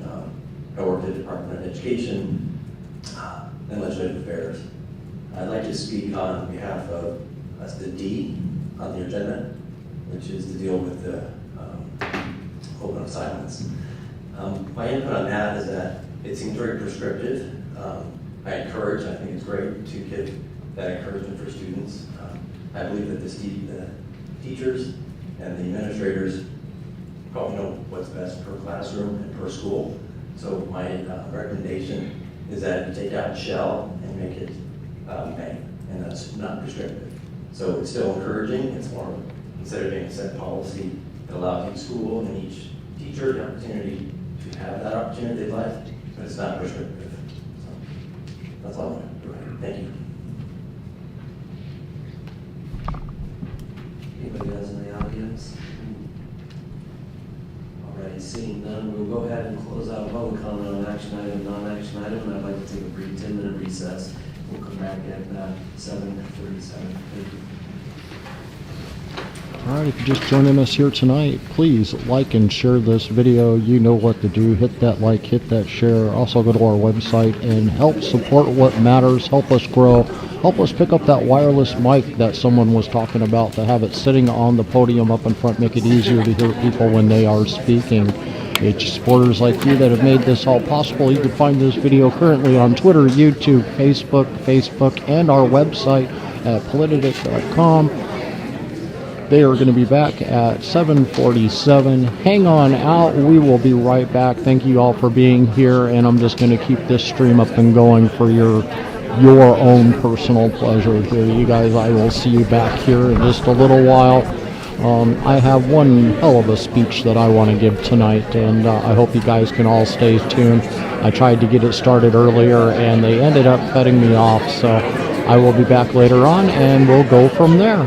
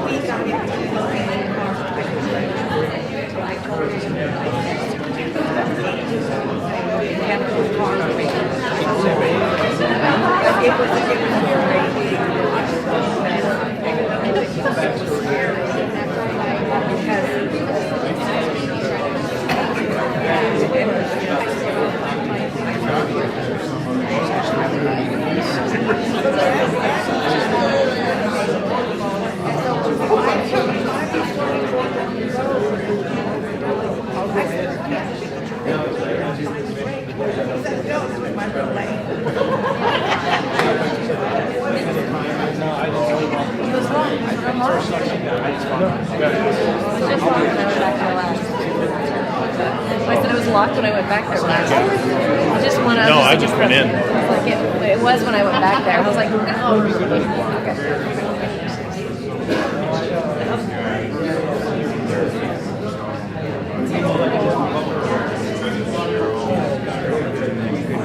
Oh, good to see you. I got to make my meetings now. 2 to 4 weeks. So, 2 to 4 weeks.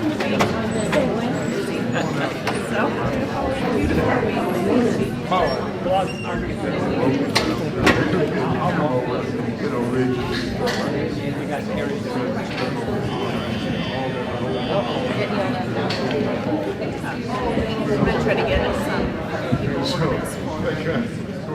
Not this weekend, but next weekend. Look at her eyes. 3 couples.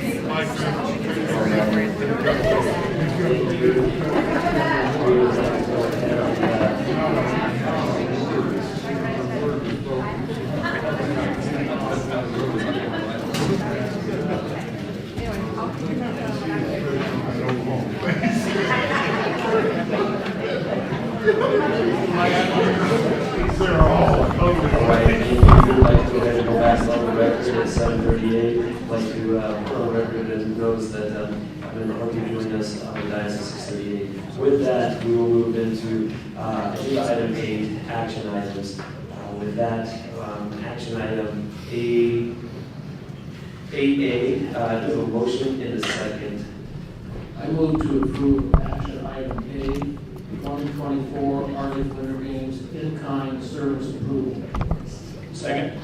Very good. Any objection? Hearing none, with that, we will move to the administrative report. Dr. Tran, is there an administrative report? Yeah, no additional reporting, but we're here for questions. Wonderful. We'll go ahead and open it up to board discussion. Is there any board discussion on the matter? Member Larson. We made a commitment to the Arctic Winter Games when they first came out, and it's a very exciting event that's coming to our district. I know we're going to end up paying a little bit of money out of that budget for that, but it's going to be a really, you look at the games, look at the schedule, look at the events that are coming up, it's going to be an absolutely wonderful event in 2024. That's only about a year and a half away. I'm looking forward to it. Thank you, Member Larson. Any other board comments? Seeing none, we will go ahead and move from board discussion to board vote. With that, we will go ahead and do verbal vote at this time, and then I will make sure I call. Larson. Yes. Member Brady. Yes. Member Probasco. Yes. Member Harder. Yes. Member Underwood. Yes. I too vote yes. Passes unanimous. We'll go ahead and move close action item 8A out and move to action item 8B. Is there a motion in a second?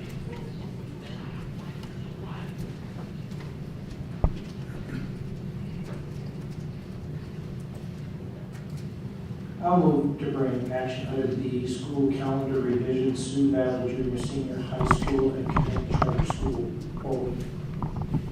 Is there a second? Second. With that, is there an administrative report, Dr. Trinity?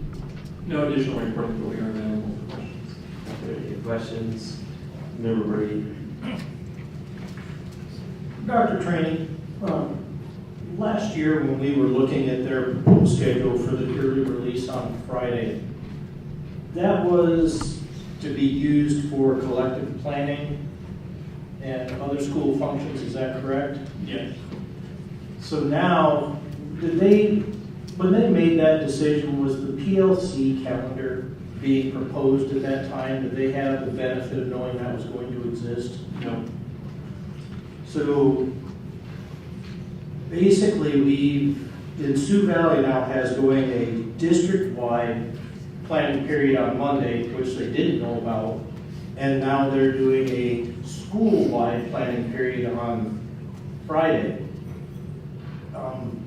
Is that really necessary So for them to do both?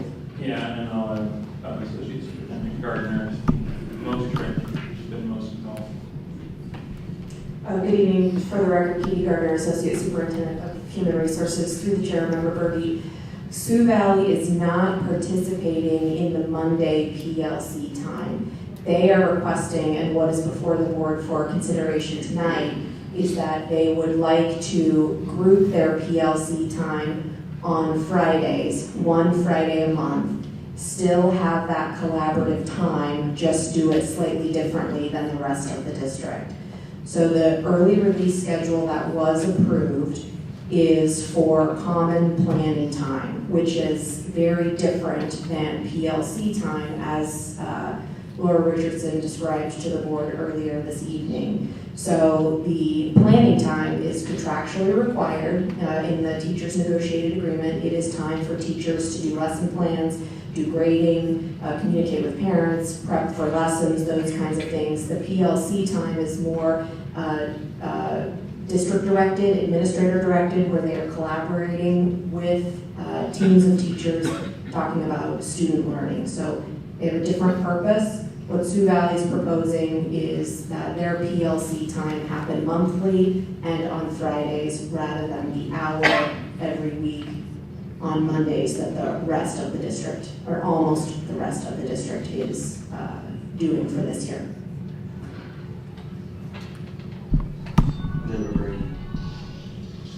And looking at the calendar, the work days where they have the Thursday early release, are the activities on the work days mandated, or is there some contractual binding event going on that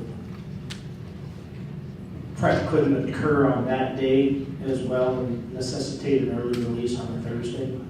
Through the chair, Member Berge, essentially yes. So teachers are required to be provided with 225 minutes of planning time per week.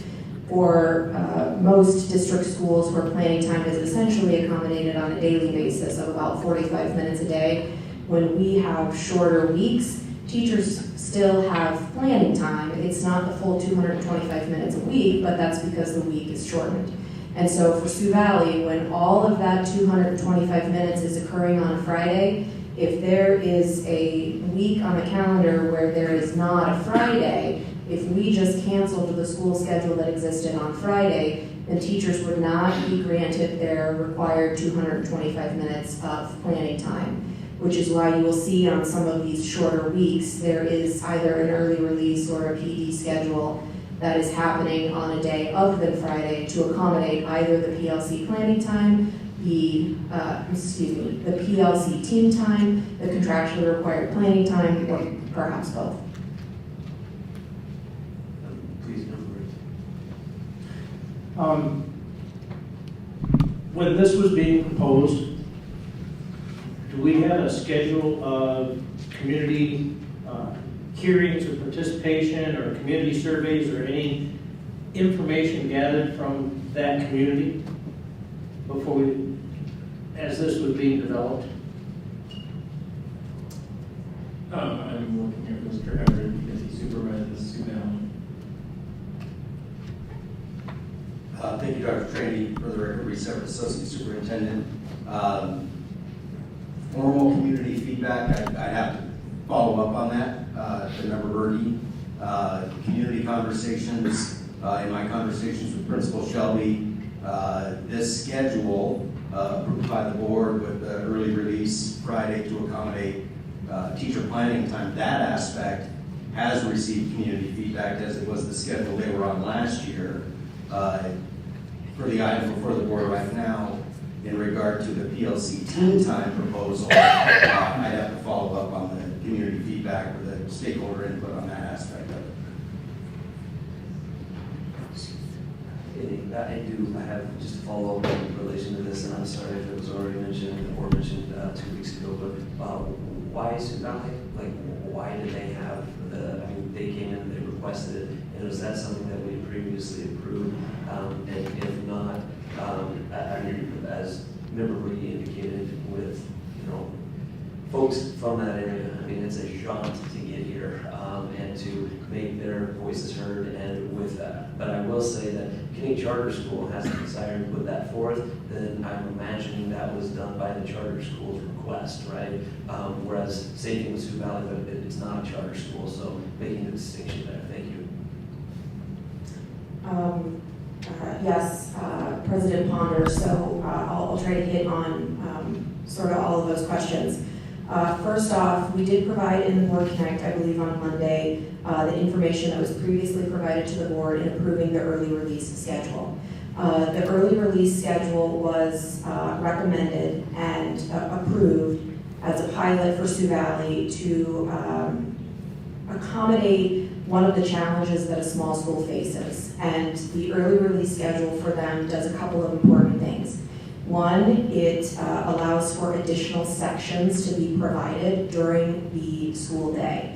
So in a more traditional setting, when you have a 7-period schedule, for example, and you have, let's just keep the math simple, if you have 7 teachers, at any one point in time, one of those teachers is not going to be teaching, they're going to be having their prep time, which means there's fewer section offerings that can be accommodated. It also means that class sizes are slightly higher. So Sioux Valley brought this forward as a proposal to the administration as a way to have smaller class sizes and also to have more section offerings for students. The trade-off, or the negative, so to speak, from some people's perspective, is that when all students are engaged in classes in that more traditional setting, that's all counted as instructional time. Whereas in order to accommodate common planning time, the way that Sioux Valley has it, this early release section, this early release time on Fridays for them isn't counted as instructional time. Students are not in school. So there are pros and cons, but really the benefit to Sioux Valley was to have more section offerings. They have a smaller staff. So in order to have more options for students, they wanted to have all teachers teaching at all times when students were in session. And so they felt that this was important for their master schedule and to provide options for students. And they also saw the benefit of smaller class sizes during this same period. So that's the why for Sioux Valley, that they wanted to put this forward and explore it, and the administration was supportive and the board approved at that time. In regard to the PLC team time, the original approval of the calendar for the board did not include that PLC team time. We wanted the board to approve this revision, which does have the PLC team time. One sort of correction is that Coed Charter School, their calendar is not the same as Sioux Valley's, but the reason to bring it forward is also the same, that when their calendar was approved originally, it did not include time for PLC team time. For Coed Charter School, their PLC team time will follow the district's standard calendar, and that is occurring on Mondays. Coed Charter School's calendar is primarily different from the district calendar because they have the subsistence week that occurred the week of Labor Day. Thank you. That does definitely address those questions and statements, but again, I would just throw out one more con and add to the list that you went through, and I think that is that you're creating a distinction between the rest of the district and what happens when other schools from the district come back and they say, well, we also want to do it, and you know, we do want this, right? And for these reasons, and then we don't have some consistency. If there was a pilot program that was put out, at least for me during the board discussion, if there's a pilot program put out, let them try it, and if some things were implemented in the district, then I just don't know that, like, we start getting too far off, and then it's 2 schools and then 3 schools, and now there's no consistency. That may not happen, but either way, any other member Larson? It seems like we've started PLC Mondays for all schools, and now we have an exception in Sioux Valley. And I agree with President Ponder, once you have an exception, then other people can have that exception. And it will simply snowball. And the road, what we're trying to do on Mondays, this was a pilot project. That doesn't mean it needs to keep on going. And the second question, the first question, will on the road, and will other schools follow? Because if you make an exception for one, you've got to make an exception for the next. And the second thing is, does administrative staff go to Sioux Valley during this early release time and see what Sioux Valley is doing during this prep time? Or is it just getting back to, is this a kumbaya time where we just sit around and drink coffee? I don't know. I'm just throwing it out for the last time, and I'm not saying Sioux Valley is doing that, but does the administration go out there and see what's going on? So, through the chair, Member Larson, I do know that the administration has made a number of visits to Sioux Valley over the course of last year and maybe even into this year, and I can let Dr. Traney or Mr. Everett speak to their visits there. Just as a reminder, the early release schedule is not collaborative time. That is time where teachers could be working together. They could be doing common planning. I think they often do have common planning. That's the power of one of the other benefits of it. But it can also be independent time. So it's not necessarily district structured or district directed. That is their individual planning time. What makes one of the other benefits of a common planning time is teachers can collaborate, and they can do so either across grade levels or subjects, but it's not district directed. It's the PLC time that is the time where they're focused on student learning in a more structured way. Member Brady. Dr. Traney, what is the measure of success for this calendar? You know, I've heard we've talked about increased class offerings and various things going on there, but what's the formal measure of success after we go through this and we look back and we say, yes, this was a good idea, or no, this was a bad idea? Yeah, I think you hit on 2 of the measures of success, both in class. There's 17% more course offerings than there would be under the other calendar, which is super significant for a small school. It makes them on a more even playing field with all of the other comprehensive high schools in our district because they have offerings now that are more similar to the other schools. And then, of course, class size is 17% lower than it would be under the other one. And then, like, one of the measures of success is that we tried it last year, and then they wanted to do it again. And remember that this was us trying to model for our other schools that it is possible to move to a different calendar heading towards a 4-day week. And then COVID happened last year, and any plans to go further have gotten kind of waylaid. So this is the main point of the test, the main point of the us trying it up there where it had these other 2 hidden benefits was to see, is there a functional calendar that we could use for all of our schools? Would it, can it save money? Does it increase achievement? And imagine it costs us the same, but every single kid in the district had 17% fewer kids in their class and 17% more choices. I think that feels like a good thing. So those are some measures. Member Burke. So you answered very well the junior high, senior high aspect of it. So what's the measure of success for the elementary? Yeah, the elementary kids are not on this one in Telkey, and this is just Sioux Valley High, so just the secondary kids. Member Carrasco. Yeah, through the chair, back to Associate Superintendent Mr. Everett. Clarification, you mentioned there was 2 issues regarding community feedback that you needed to connect with the administrator of Sioux Valley on. Yeah, through the chair, Mr. Carrasco, or Member Carrasco, specific to PLC team time.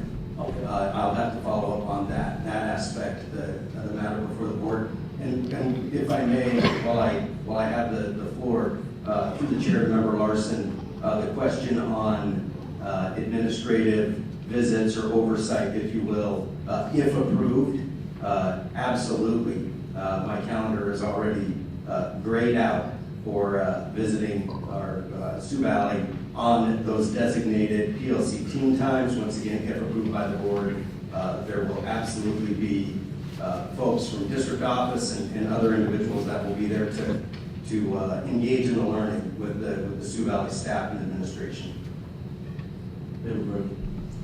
Dr. Training, if the high school has separate calendar, how's busing going to work? I'm going to let Ms. Gardner take that. They do a different costing company that's going to be part of the answer. Through the chair, Liberty, the busing schedule for the Northern Valley does not follow our traditional model in the Lower Valley where we have elementary and secondary stacked runs. So last year there was still transportation on Fridays, and this year that transportation is still available both for Sioux Valley and Talkeetna, Trapper Creek. It's not impacted or affected by the early release schedule. Students still have access to transportation when the day is over, whether that's the full day or the early release day. So if high school releases early, there's going to be a separate run for that, and then the buses are going to repeat the run in the afternoon for the elementary and junior high students. So we're adding an additional run to that contract. Is there a fiscal cost to that? Through the chair, Member Berkey, no, there's not a stacked run for the Northern Valley. Sioux Valley has buses, Talkeetna has buses. It's the same bus company, they are not shared buses. So those buses have the same number of routes, they run the same routes. It's not impacted based on the early release or traditional schedule. Their start and end times are already different than the core area. The elementary and middle aren't connected. The elementary and the secondary routes aren't connected in the same way they are in the core. It's not as though they do a secondary run and then an elementary run. They're separate buses. So I get two things. One is what does when they're implementing the PLC time for one Friday per month and on top of the early release, so how much school are they holding on that one Friday a month?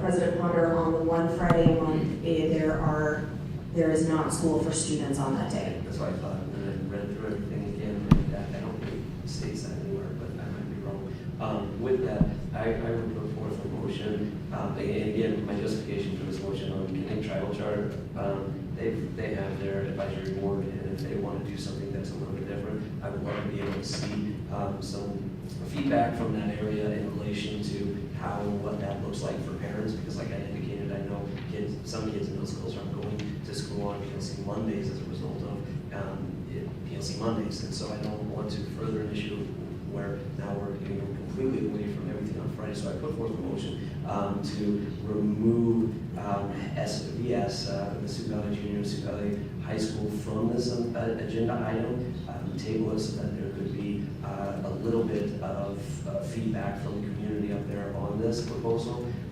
but yet keep Kendick Tribal on our charter on here. Is there a second? Second. For discussion, any discussion? All right, Member Larson. All right, if there's no discussion, we'll go ahead and vote on the amendment that's out there. that, Member Larson? Yes. Member Burney? Yes. Member Glasgow? Yes. Member Hart? Yes. And Member Underwood? Yes. And I do vote yes. So now we're going to table the SBS so that there can be some further feedback, and then now we're back to Connect Charter. And is there any discussion on the Connect Charter school calendar revision? Any further board discussion? Seeing and hearing none, we'll go ahead and vote on the proposed school calendar revision for Connect Charter. Member Larson? Yes. Member Berkey? Yes. Member Carrasco? Yes. Member Hart? Yes. Member Underwood? Yes. And I do vote yes. With that, we'll close out item 8B and move to agenda item 8C. Dr. Trent, is there a report on AC? Certified new hire. Oh, I'm so sorry. Getting ahead of myself. Is there a motion and a second to move that action item?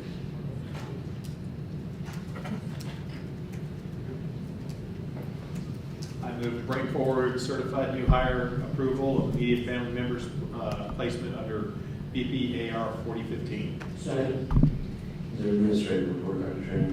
No additional report. Very good. We'll open it up for board discussion. I do have a question for you, Dr. Trainee, in relation to this. There's an advisory board president and a vice president. We heard from both of them tonight in support of this approval. How do you know roughly how many advisory board members that Twin Lee Bridge has? And Twin Lee Bridge is a charter school again, and so I kind of see them operating in kind of a different run. And so with that, do we know how many advisory board members there are? And if so, do we have any indication as to whether or not there's unanimous support for this from that advisory board? I was never a catcher in baseball, but I have been reading the signs. It looks like there are 7 board members, and there was unanimous support. All right, thank you very much. That was the only question I had with unanimous support from the advisory board of the charter school. Thank you. Any other member, Larson, please?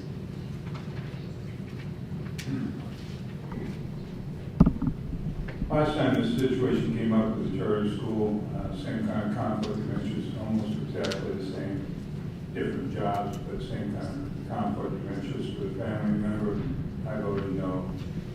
And I will vote no on this one also, because it is a direct conflict. And I will also request that policy 4015 go back to the policy committee for review, especially the section that says you can make an exception to the policy. If you have an exception to the policy, then you don't have a policy. This is a classic 100% conflict of interest. I don't care how you paint it, I don't care how you look at it. Just like the last one with the charter school was a classic conflict of interest. I am not talking about the individuals, not talking about who and what job. I'm just strictly looking at the conflict. And I will vote no on this as I did last time.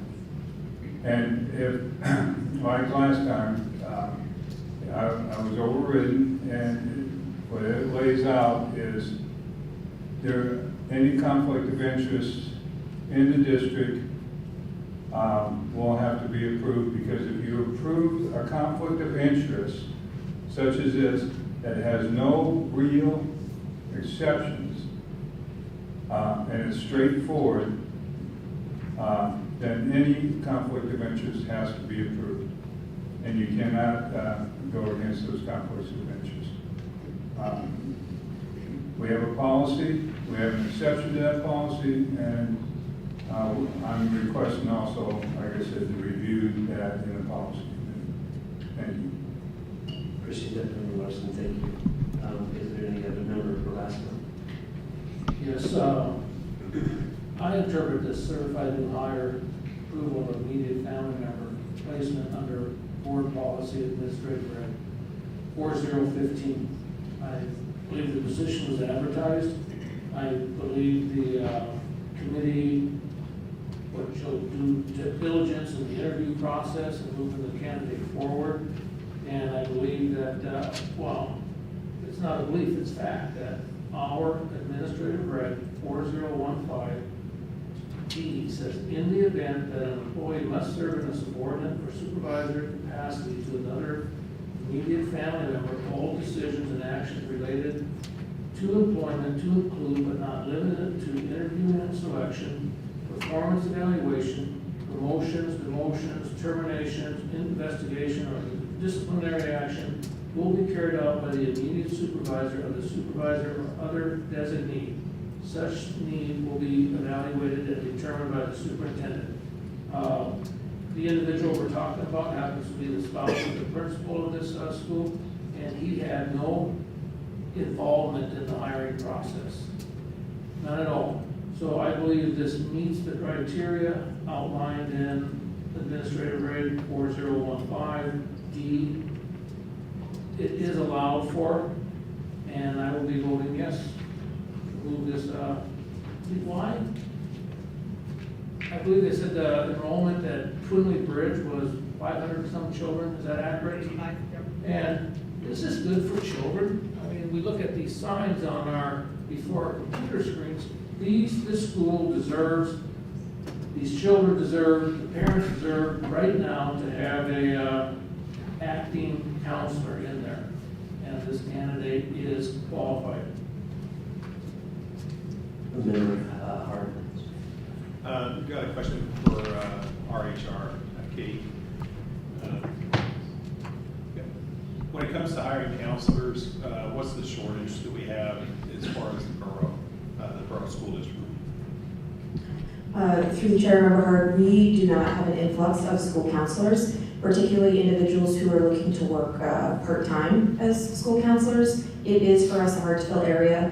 That changed a few years ago when some of the state programs dissolved through the UA system. So online programs are really the predominant program for individuals going into counseling. What's also unique with the needs at Twinley Bridge that also make it a little more challenging is they're really looking for an individual who can serve both in a teaching capacity and a counseling capacity. As a small school, I think they mentioned during some of their testimony, but as a small school, they like individuals to serve in dual roles. And while you do find individuals who have both of those certifications, often the counseling is a master's degree, that is something that would narrow that pool even more. Is counseling something we can contract?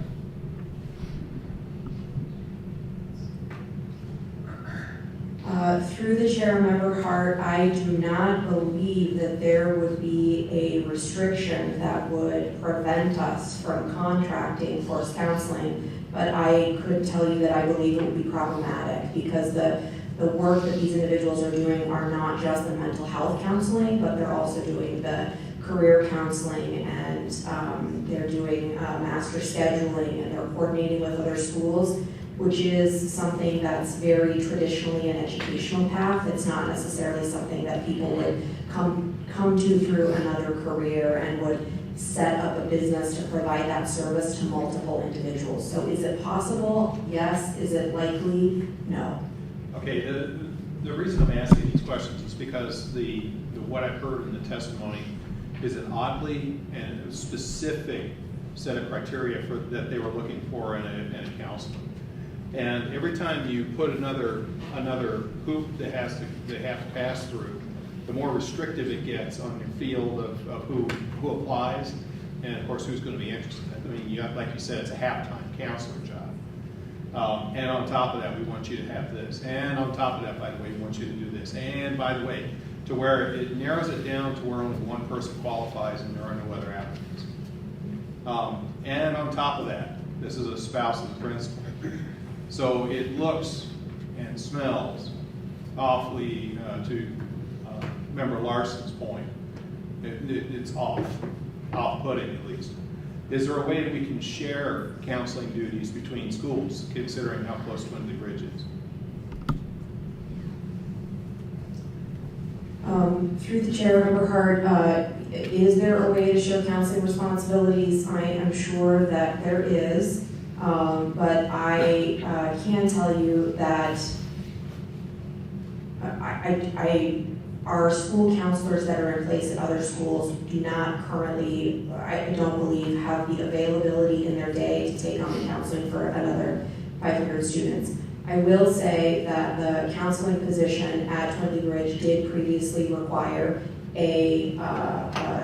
or look for, have a preference for someone who was a counselor and a teacher. The prior counselor did serve in that capacity. I do not believe that it was a part-time position, but they've made some adjustments within their staffing plan within the building. But that requirement did exist prior to this posting.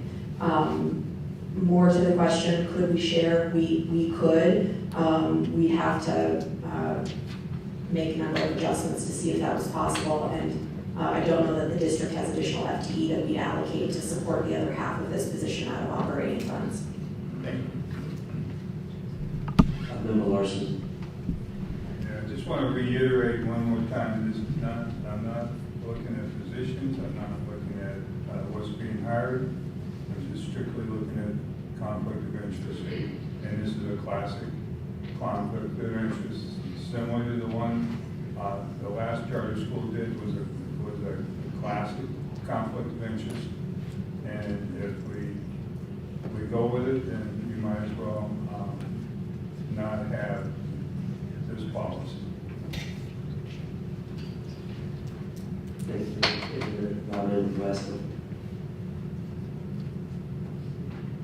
Okay. We talk about conflicts of interest. It's referenced at the bottom of the 4015 board policy, Alaska statute 14.14.140, restriction on employment. Now, when I read that, that has nothing to do with inside the school. That has everything to do with school board members having a conflict of interest with immediate family. And I am in that situation. Board member Larson, so are you. And we have to get permission from the State of Alaska Commissioner of Education. And why would not, if it's good for us, why would we not allow that to happen in our district?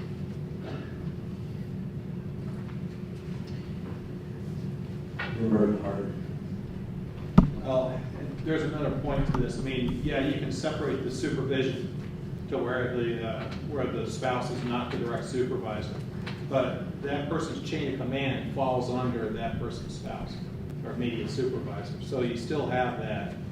I mean, let's be honest. Are you going to write down your boss's wife? You know, I mean, there's extreme pressure there that, you know, I'm not trying to impugn anybody's character, but it can be perfectly honest. But the look and the feel of this, again, goes back to a conflict of interest. And a conflict of interest doesn't always have to be material. I mean, when you're talking ethics, you know, what it looks like, appearance is 95% of ethics sometimes. And so, but anyway, yeah, you can separate it legally, but ethically or by appearance, can you really?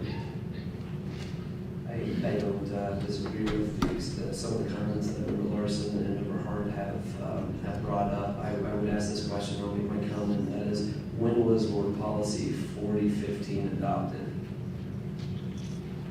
It was revised in 2018, I believe.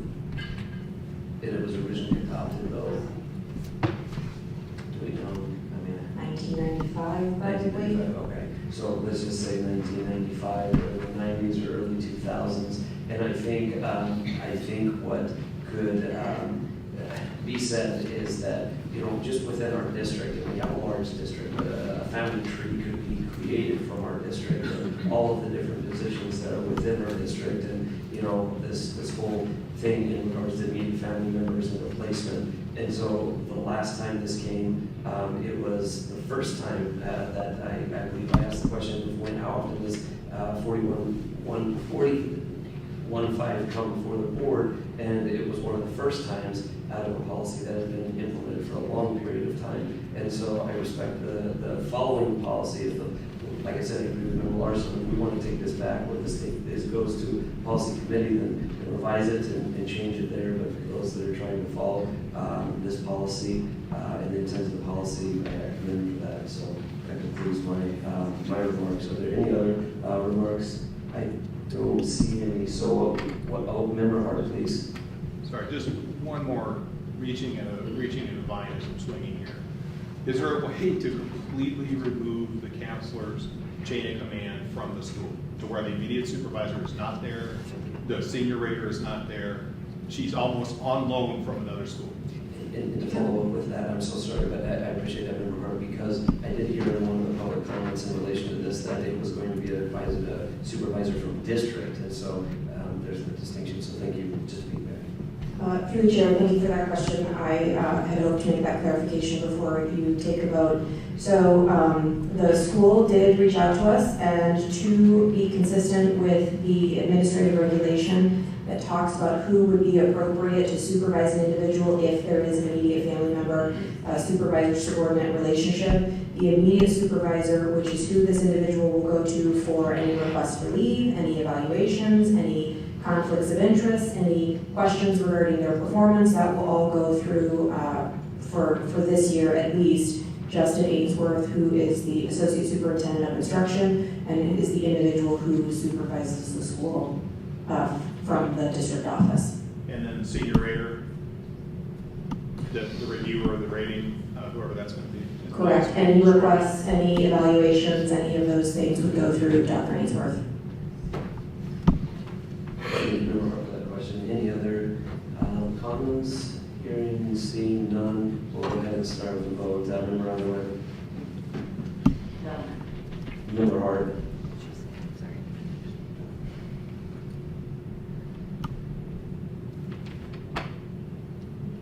Yes.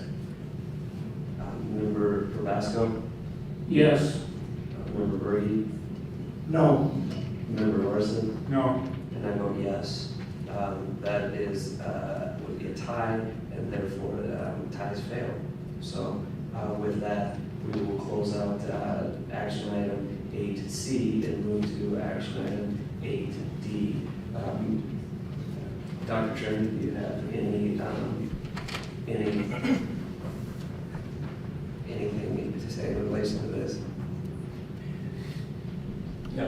All right, very good. So I was actually the one that put this out there, and didn't really expect there to be anything, but if it was, I wanted to give you the opportunity, courtesy to do so. We have a motion, sorry, getting ahead of myself again. A motion and a second.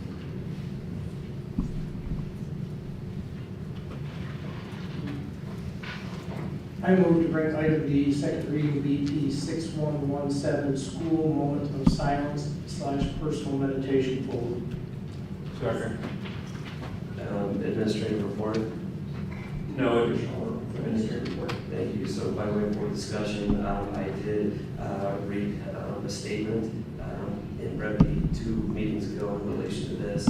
I'll keep it simple and to the point. There's 3 areas of this. Our board goals indicate that we encourage family participation in education. This policy encourages parent involvement in their students' day and has the opportunity for parents to discuss with their students something that they can reflect on once a day for 60 seconds. Also, as the policy indicates, that we live in a hectic society today, and few persons are able to experience even a moment of quiet reflection before plunging headlong into activities of daily life. This gives kids an opportunity to reflect on things, and then finally also encourages personal reflection and provides the experience in order for them to do so.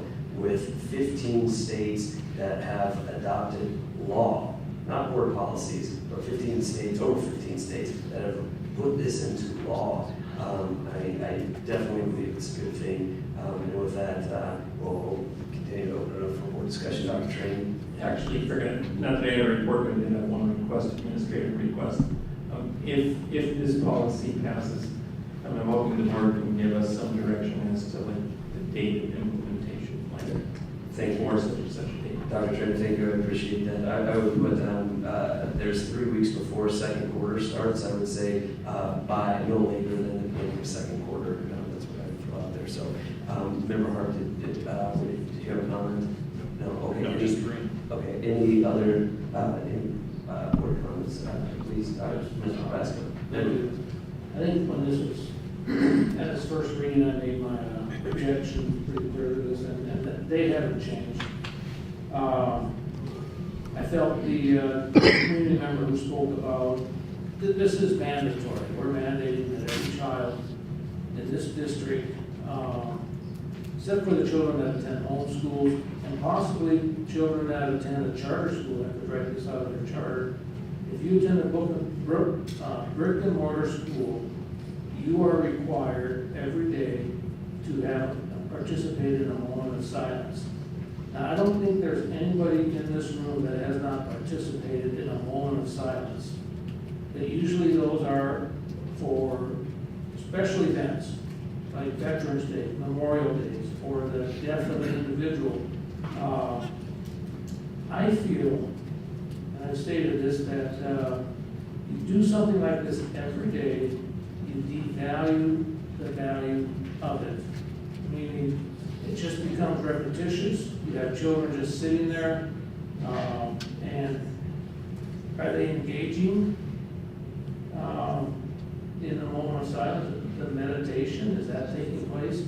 Will our younger children in elementary school be taught, or can the teacher even say anything? Because this talks about teachers cannot be suggested.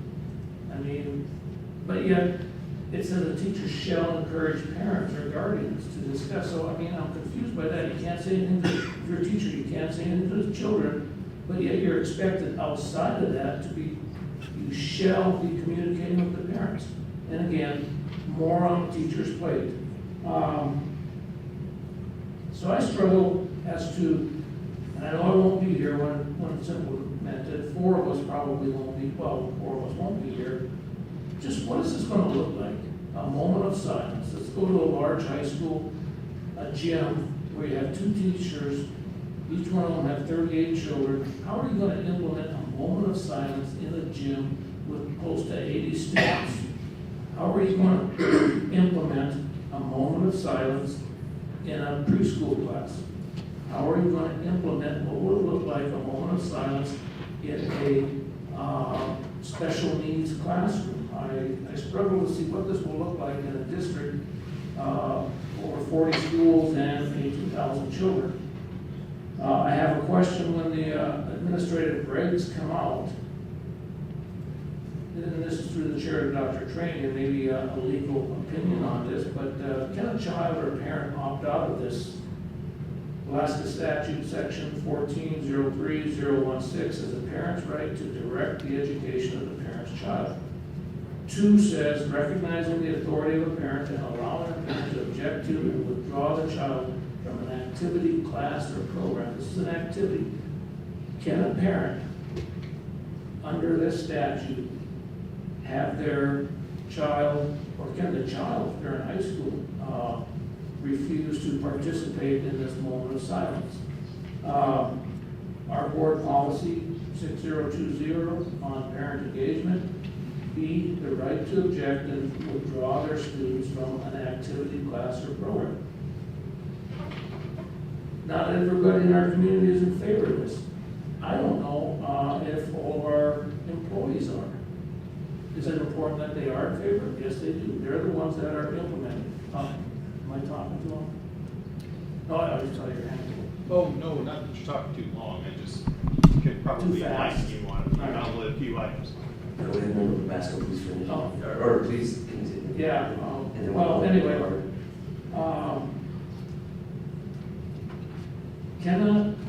Can this be a may as opposed to a shall for a district this large? And I know what you're saying, Mr. Ponder, about 13 states have this as it's actually a state statute. In fact, this paragraph here at the very start, the school board finds that whole paragraph is identical to the state of Alabama, Alabama Code. The only difference is the legislator finds that in a hectic society of today. So it is common. I believe there's 30 states total. Some mandate it and some make it an option, a choice. So anyway, I do have an amendment. I move to amend the motion on the floor of second reading, Board Policy 6117, school moment of silence. My amendment is to add 3. Right after each homeroom, first period classroom. My amendment, the school board also finds that they would be well served if the board and public were afforded a moment of silence at the beginning of each school board meeting. Not to a minimum of 1 minute and a maximum of 2. If it's good for our children and our staff, then we should be modeling it at the school board level. My amendment. And with that, Member Glasgow, could you read that language one more time, please? Your proposed language. Oh,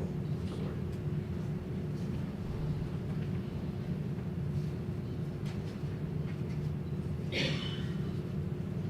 The school board also finds that they would be well served if the board and public were afforded a moment of silence at the beginning of each school board meeting, which would last a minimum of 1 minute and a maximum of 2 minutes.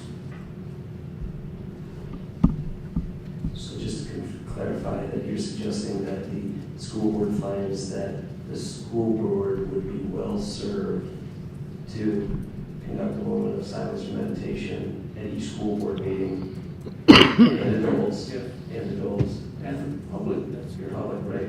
Yeah, for 1 to 2 minutes. For 1 to 2 minutes. It mirrors what we're asking our children in schools to do. Wonderful. For purpose of discussion, I'll second that. And with that, is there any discussion in relation to the amendment that's currently on the floor? I seconded it. So,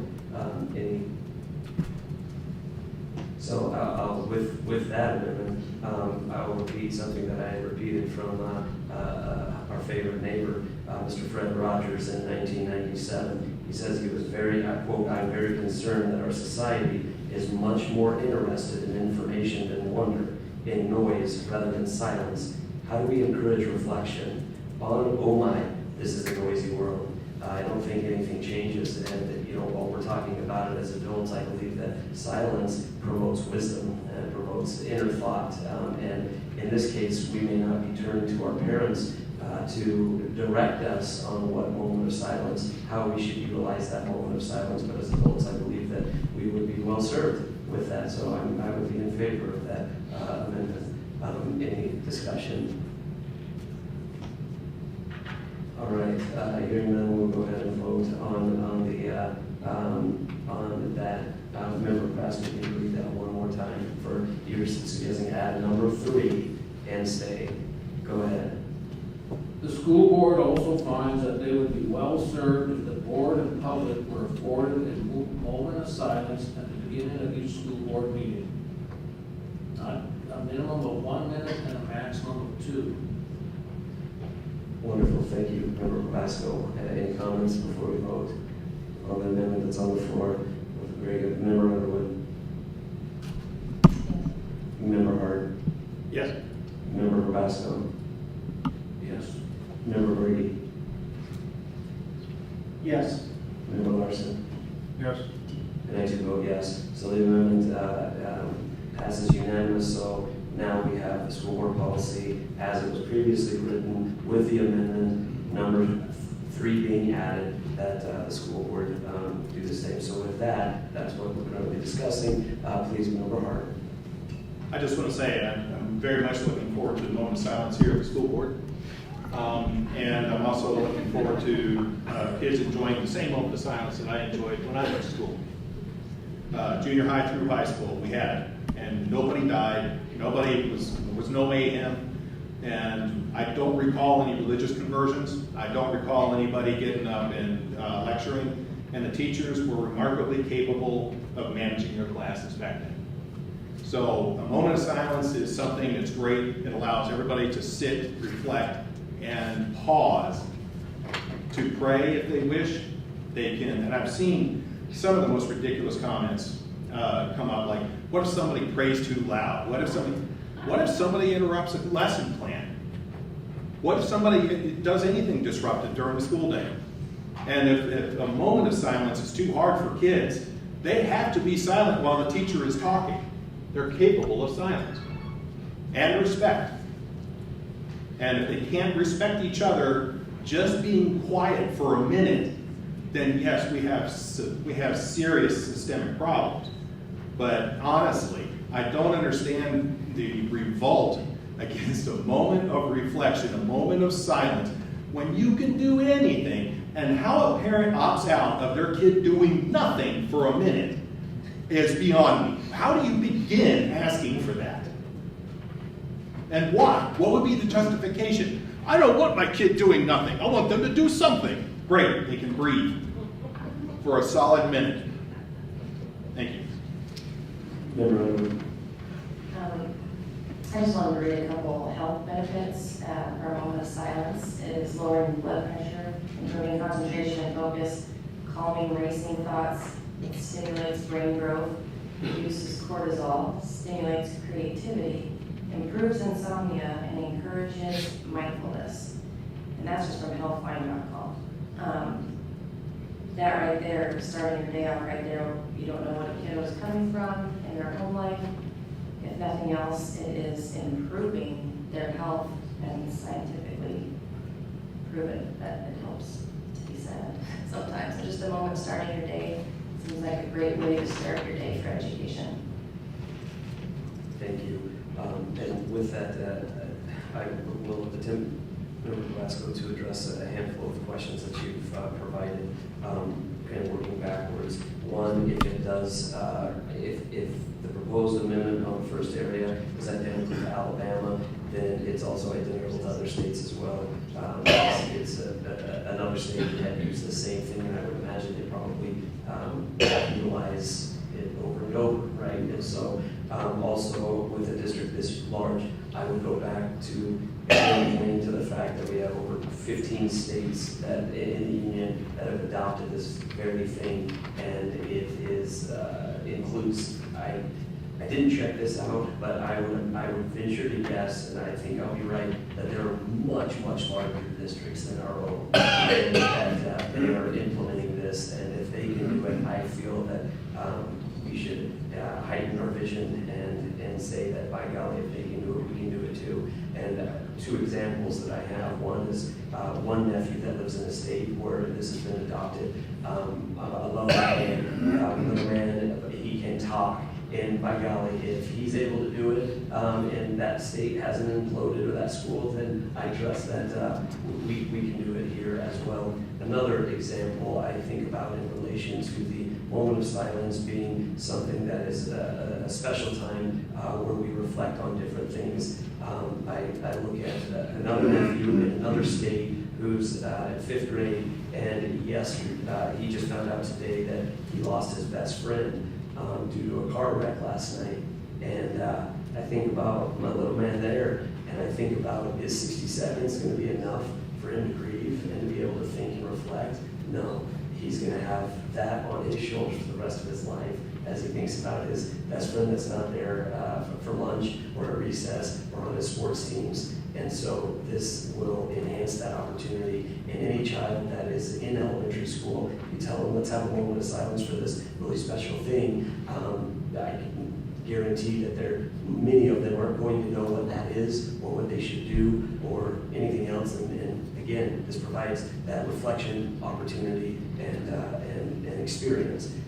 How's it implemented in special needs? You know, with that, I think it's appropriate accommodations, if needed, could be addressed for each student according to their IEP or 504 at their school. And then, how are we mandating every student participating in a moment of silence? I look back at the states and with many of them having implemented the same thing statewide. So with that, any other comments? Seeing and hearing none, we'll go ahead and move to a vote on this. Member Underwood? Yes. Member Hart? Yes. Member Basco? No. Member Berge? Yes. Member Larson? Yes. And I too vote yes. That passes. With that, we will close out action item 8D and move into action item 9, superintendent report non-action items. Going to action item 9A, superintendent update. Dr. Training, please. Thank you. While Ms. Morrissey is pulling up the report, I kept it shorter today because I know that we have the MatSu Central, and I believe that there's going to be some more discussion about that. We are going to start off with a very, very brief presentation from Mr. Mulder and Mr. Moore, our legislative lobbyists. Hi, good evening, Dr. Trainee, Dr. Mulder, and members of the board. This is Doug Moore. I want to thank you for a few moments of your time tonight.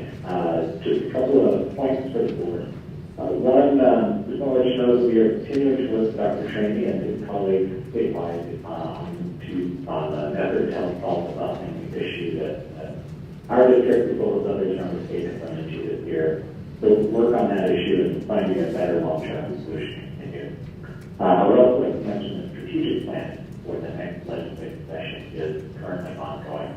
We're targeting the first week of December for a meeting with the Valley Delegation, and we're looking forward to the board developing legislative and capital priorities in the coming months to help prepare for that meeting.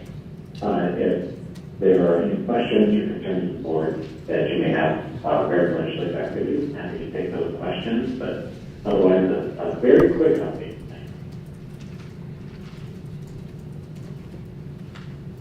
All right, thank you. One slide about the Houston High School. The borough has announced their anticipated new completion date is in March. March is really kind of it's a tough one for us. If that means the 1st of March, so before spring break, the districts would try to make the move over the spring break and then occupy the building for the remainder of the year. If March means after spring break, then we wouldn't be able to move during the year, so then we would do as much as possible to utilize the facility. So those students who've been displaced for so many years actually get to see it before they graduate is particularly important for the seniors. So for instance, dances, proms, etc. And I know the board heard this, I think last week, but mostly this was just an update for the public. Any questions about that? Dr. Trainee, the spring break, we're planning to move this year, not will be over the summer, but then you say utilize the new facility as much as possible, like dances, prom, graduation. Are you saying that there's a possibility that, say, the gym will be ready when we did the class of 2022 could be in the gym for their graduation, or? Okay. Yeah, that's what we're saying. Let's say that final completion of the punch list happens the end of March. Well, then we would utilize it for the things that we could for the remainder of this year. Just give those students an opportunity to be in the building as much as possible. But we wouldn't have time to move, nearly every single teacher currently over there.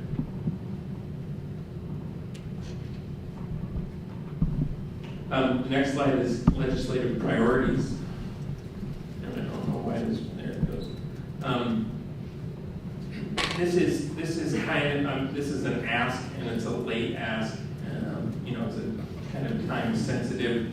Our legislative priorities that we currently have published, we ask for a 50% match from the state for charter school, to help the charter schools that currently have leases, as well as Academy Charter School.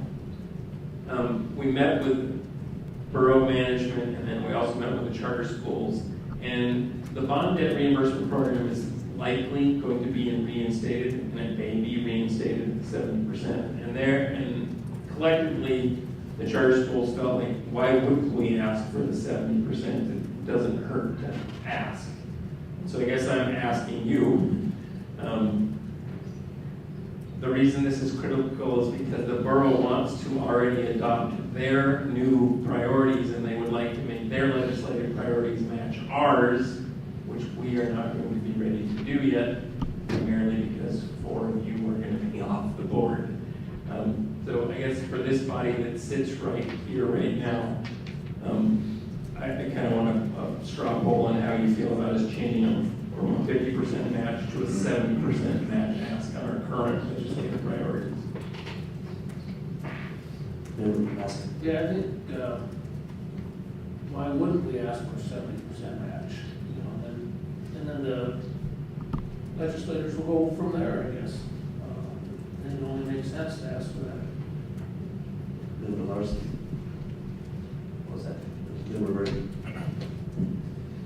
So this 70% match would align us with the borough priorities, is that correct? The borough the borough suggested this, and this is borough administration, and then it will go to the assembly.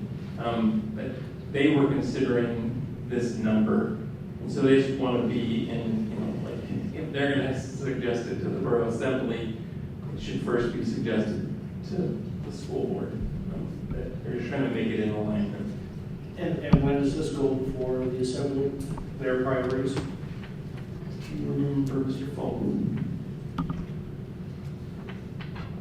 Yeah, it'll be instead of action items, the Borough Assembly has an introduction followed by a public hearing. So the introduction will be on Tuesday, October 4th, and then the public hearing will be on Tuesday, October 18th for their legislative priorities. And they've asked to include some of ours in their legislative priorities, which is kind of a departure from how they've done things in the past. They want to outline priorities where they can. Member Larson? So their priorities are going to ask for 70% matching and bond reimbursement.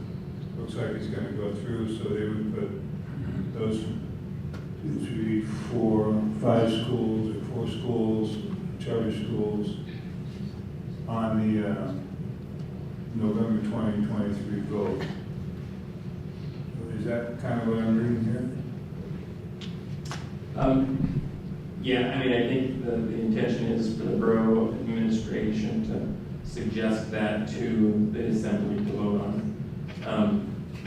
And then the timeline, and then puts us in this timeline crunch because you all will not, we won't meet before then. And then just to speak briefly, currently American Academy and Birch Tree are the only 3 charter schools that have gone through the process. We anticipate that we would add Midnight Sun, but for instance, Midnight Sun occupies the building, as you heard over the last couple meetings, but there has to be a waiver from the borough, the way I understand it, for the site selection committee. So we anticipate that would happen, so Midnight Sun would get added to this after the fact, whenever that happens. I'd also like to add MatSu Central to this. I realize that if MatSu Central was put off another year, we would have to renegotiate a contract for a year-to-year basis possibly.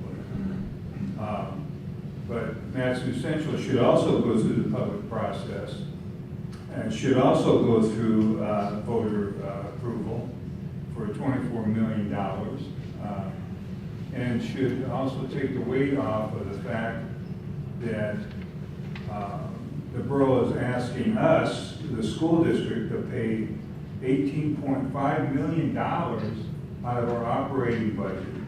So my proposal is to put MatSu Central on this also for a 70-30. Can you imagine we wouldn't have to pay $18,000 out if it was 70-30? So I'm proposing that MatSu Central be put over here also. And also, because the borough agreed with us last spring to put it out on bond, why wouldn't you put it on bond if you get 50 versus 50-50 or 70-30? And, like my buddy Eugene Haberman would say, the public process would also be settled because the public would say, yes, you can build a school.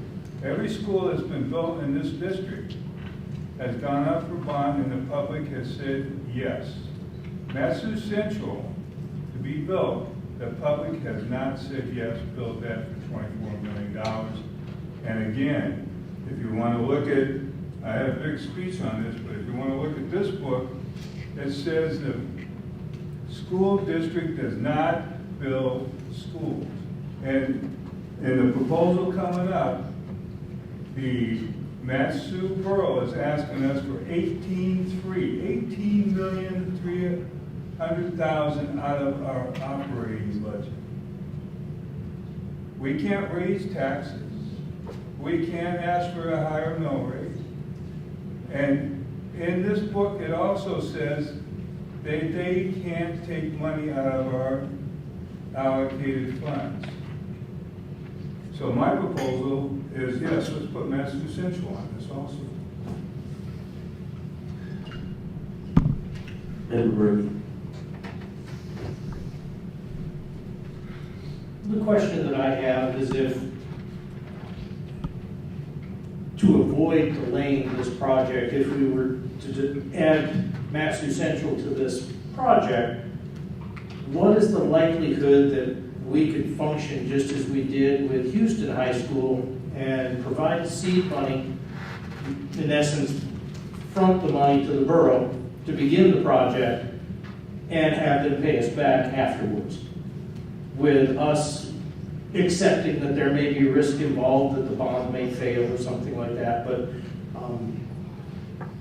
again, can we get, is there ways to get creative with this like we did with Houston to keep this project rolling? Don't expect an answer right now. I'm just planting a seed so you could talk with the borough staff to see if they would be willing to entertain that idea, or at least massage it a little bit to see if it is possible.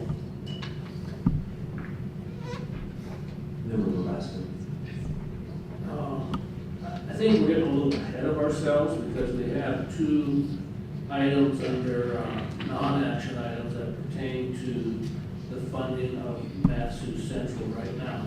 And I think to go ahead and start adding it to another list when we haven't voted on those two non-action items would be on order.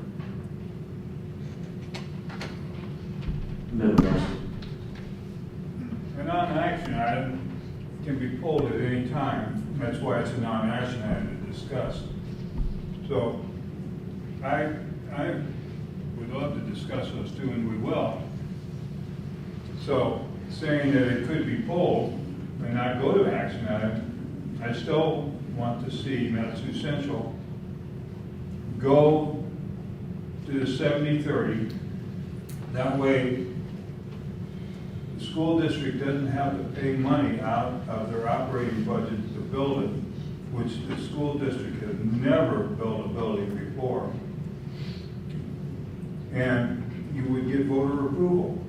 And this one step further, I would separate them from the charters in different bills or different proposed bonds, where you'd have MatSu Central separate because it isn't a charter, and you would have your charter schools separate, but that's down the line. I'll rest my case, sorry. Just with this, just a point of clarity, this is just merely the superintendent's update, so we're not going to be voting or anything else. I mean, does anybody have a different, I get what you're saying from Olson on the suggestion that this be added, but then that'll be brought back to us. He's asking us right now for a straw vote to go from 50% to 70%. So I'm asking for a straw vote to add MatSu Central to this. Okay, very good. Thank you. So, interesting. What I haven't heard is anybody protest the 70% in general. So maybe we can deal with this with like this possible amendment for the next two, because that's what you guys are going to talk about, MatSu Central. And then we can decide. The only thing I can think about it is if we did that, the district's interest would be that MatSu Central was served before the charter schools if we lumped them together in this case. And correct me if I'm wrong, Bonded. I know there's going to be some intricacies around charter schools and non-charter schools and future bonded reimbursement. It would make it more complicated. I don't think it's impossible. Am I going down the right path, Mr. Paul? Yeah, I think there's a number of contingencies at play here as I'm listening to the board discuss all really good ideas and good discussion. I think one one thing to keep in mind is that the bond debt reimbursement program is suspended through June 30th, 2025.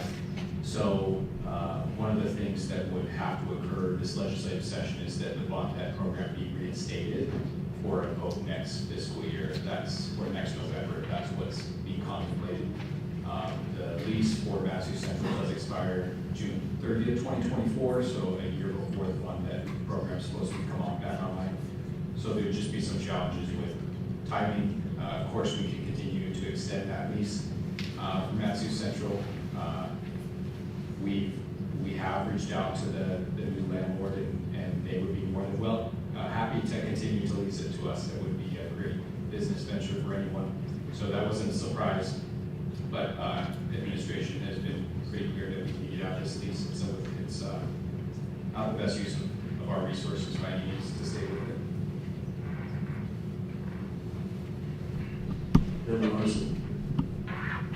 That's a good point you brought up, but the borough wants to spend $3.5 million for us for a loan, and we get to pay that back for 5 years. So it would be no different than us paying the lease for an additional 3 or 4 years, or paying the borough back $3.5 million, which I'll get into at the next session. So we're going to pay no matter what. But if we're going to save millions of dollars if this went out for a bond, whereas if not, we wouldn't save that money. I'd like to please move on. We're going to be discussing some of this stuff later, and we've still got an executive session at the end of this. Go ahead. All right, thank you. I think for right now, then we'll just leave the legislative priorities as written. It sounds like there's debate on the board. So, quick transportation update. There's one page. The deeds relaxation of their rule change is paying dividends. Durham being able to train more people simultaneously is definitely helping our hope. And this is an aggressive timeline because there's lots of unknowns, right? People that actually have to pass the test. But we have more people in the pipeline. We hope to reinstate half of the routes mid-October. We hope to be back to full service everywhere in November. And just for people's understanding, the bus cancellation schedule is listed at the bottom. Are there any transportation questions, or we move on to review? Dr. Training, the other day when I was picking up my child at school, one of the things while I was sitting there waiting that came to mind is I saw staff members directing traffic without PPE, without placards. I'm looking at that going, is there a liability issue there? Another question I had is,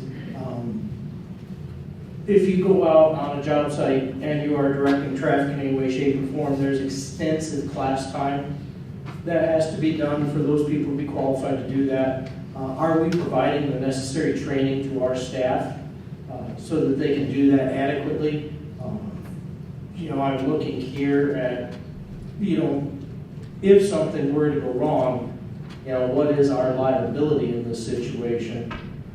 And is there any way that we can, if there is liability, is there a way to mitigate it, or are we mitigating it? I'll speak briefly and then ask Mr. Polk to take part of it. So I'm glad you gave me that feedback because the schools that I've seen, and obviously I've been to all 47 of them during the time period, staff have had PPE on. I think that we tried to do that, so it's good to hear that it's not universal. And then I'm going to ask Mr. Polk to address the rest. Yeah, if that's been observed, we definitely want to know about it because we do, encourage the use of PPE in our parking lot. So I will have risk management and our safety team look into those situations. And let me clarify, the individuals that I witnessed may not have been staff. I didn't see any badges or any identification. It might just been an active parent, but still, if they are doing that, what is our liability for having that occur? So, Right now, while it's daylight and we don't have snow and ice, I would say the risk is low, but we're losing 5+ minutes a day, and pretty soon we will be in low light conditions and we will be in bad weather conditions. And my concern will go up exponentially, especially since we're looking at not having full service until November. And there's 30 days in November, so it could either be on the 1st or on the 30th. So those are just some observations I had. The next slides are about achievement, which is my favorite. We end up talking about all the other, mechanics of the district. And so I try to always have some achievement slides. So I call this like the math target pathway. Ideally, we have 6th grade, 7th grade, 8th grade math, and then algebra 1, geometry, and algebra 2, calculus, and then at the top end, AP calculus, AB, second year, C, and AP statistics. Statistics can happen in any order they can. And I've highlighted the 4 of them in bold because this would be the typical trajectory for most students in a high school. Algebra is a 9th grader, geometry is a 10th, etc. Not all students. Some get there early and some get there late, which is the next slide. It's just a slide about the bell curve. And just to reiterate, some kids are on the right side, say the top 25%, and they're going to get there quicker than some who are on the left side. The point is that unless something is going on that's different, this bell curve should happen, and you should have just as many ahead as behind. So the next slide, I'm comparing the MatSu Rural School District versus the nation in math achievement at the top end. So nationwide, 85% of all high schoolers complete Algebra 2 or higher before they graduate. And in MatSu, it's 19.2. And pre-calculus, 40%, and MatSu, it's 7, calculus or higher, so any of those top 3, it's 2.9. So a really crude way to look at this with an axe is we're about 2 years behind collectively. If you look at that, we're 19.2 in Algebra 2, or we should be at 19% of our students should be taking calculus or higher before they graduate. The next slide, I'm really looking at those 4 core courses of what we would expect. Now, when we look at that Algebra 1, most of the kids in there are 9th graders. Some of them, though, are the 25% of 8th graders and 7th graders who are ahead, and some of those are going to be those 25% of the 10th graders and 11th graders who are behind. But because it's the middle of the curve, you should have, it's pretty flat in that area. We should have about 1,450 in each of those. But you can see what we actually have. 1131, 965, 656, and only 226 in pre-calculus for the entire district.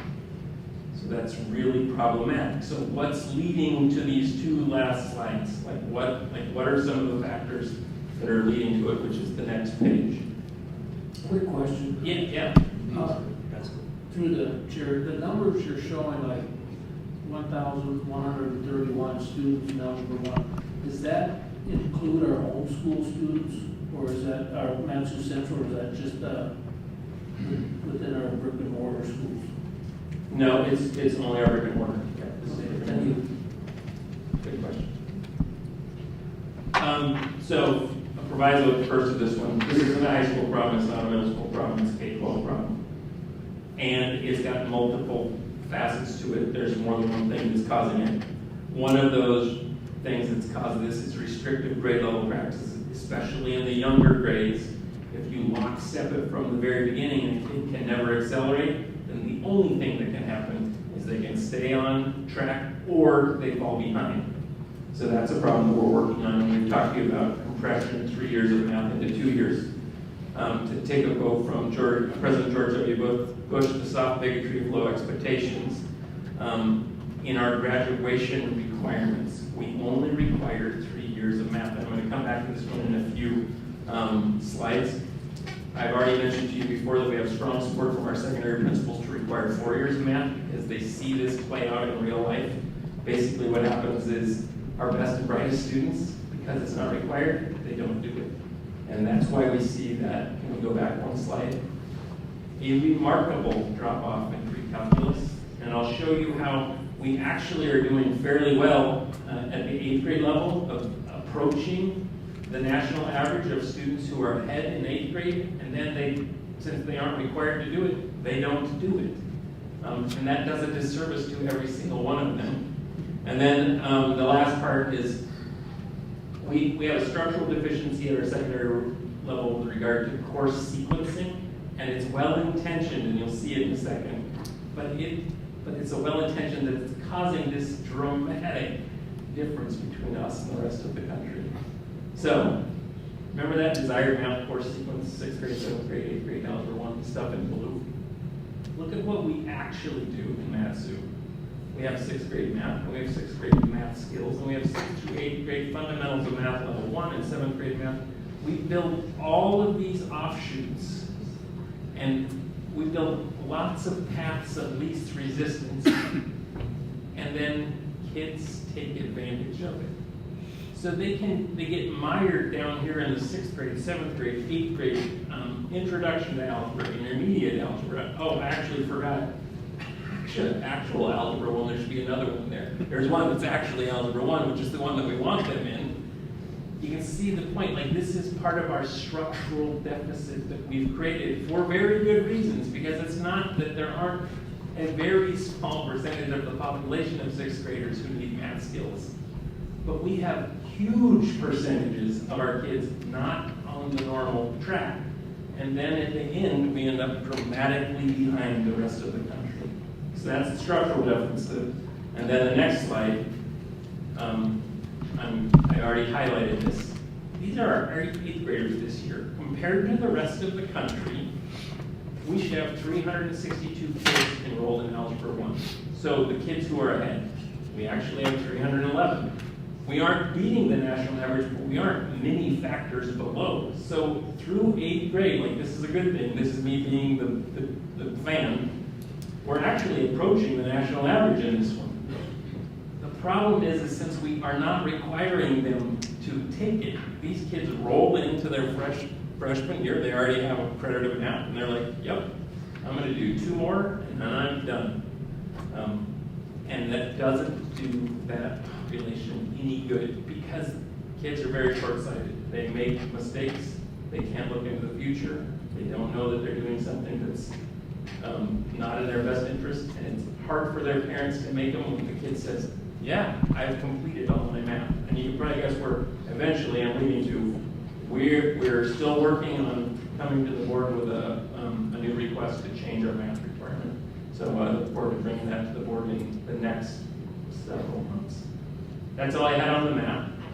Is there any questions on that? Okay. A couple things to celebrate. The picture on the left is one of the lead, used to be the dean of Chapter State, and he's retired. He is the person who's working most closely with Alaska and the Chevron State programs to get teachers certified. Those 5 students in the back, those are 5 of our 6 first-year cohort of our Grow Our Own program. They're just finishing their 6th week in Chevron State, and they obviously have been in their schools the whole time. And the picture on the right is Palmer High School.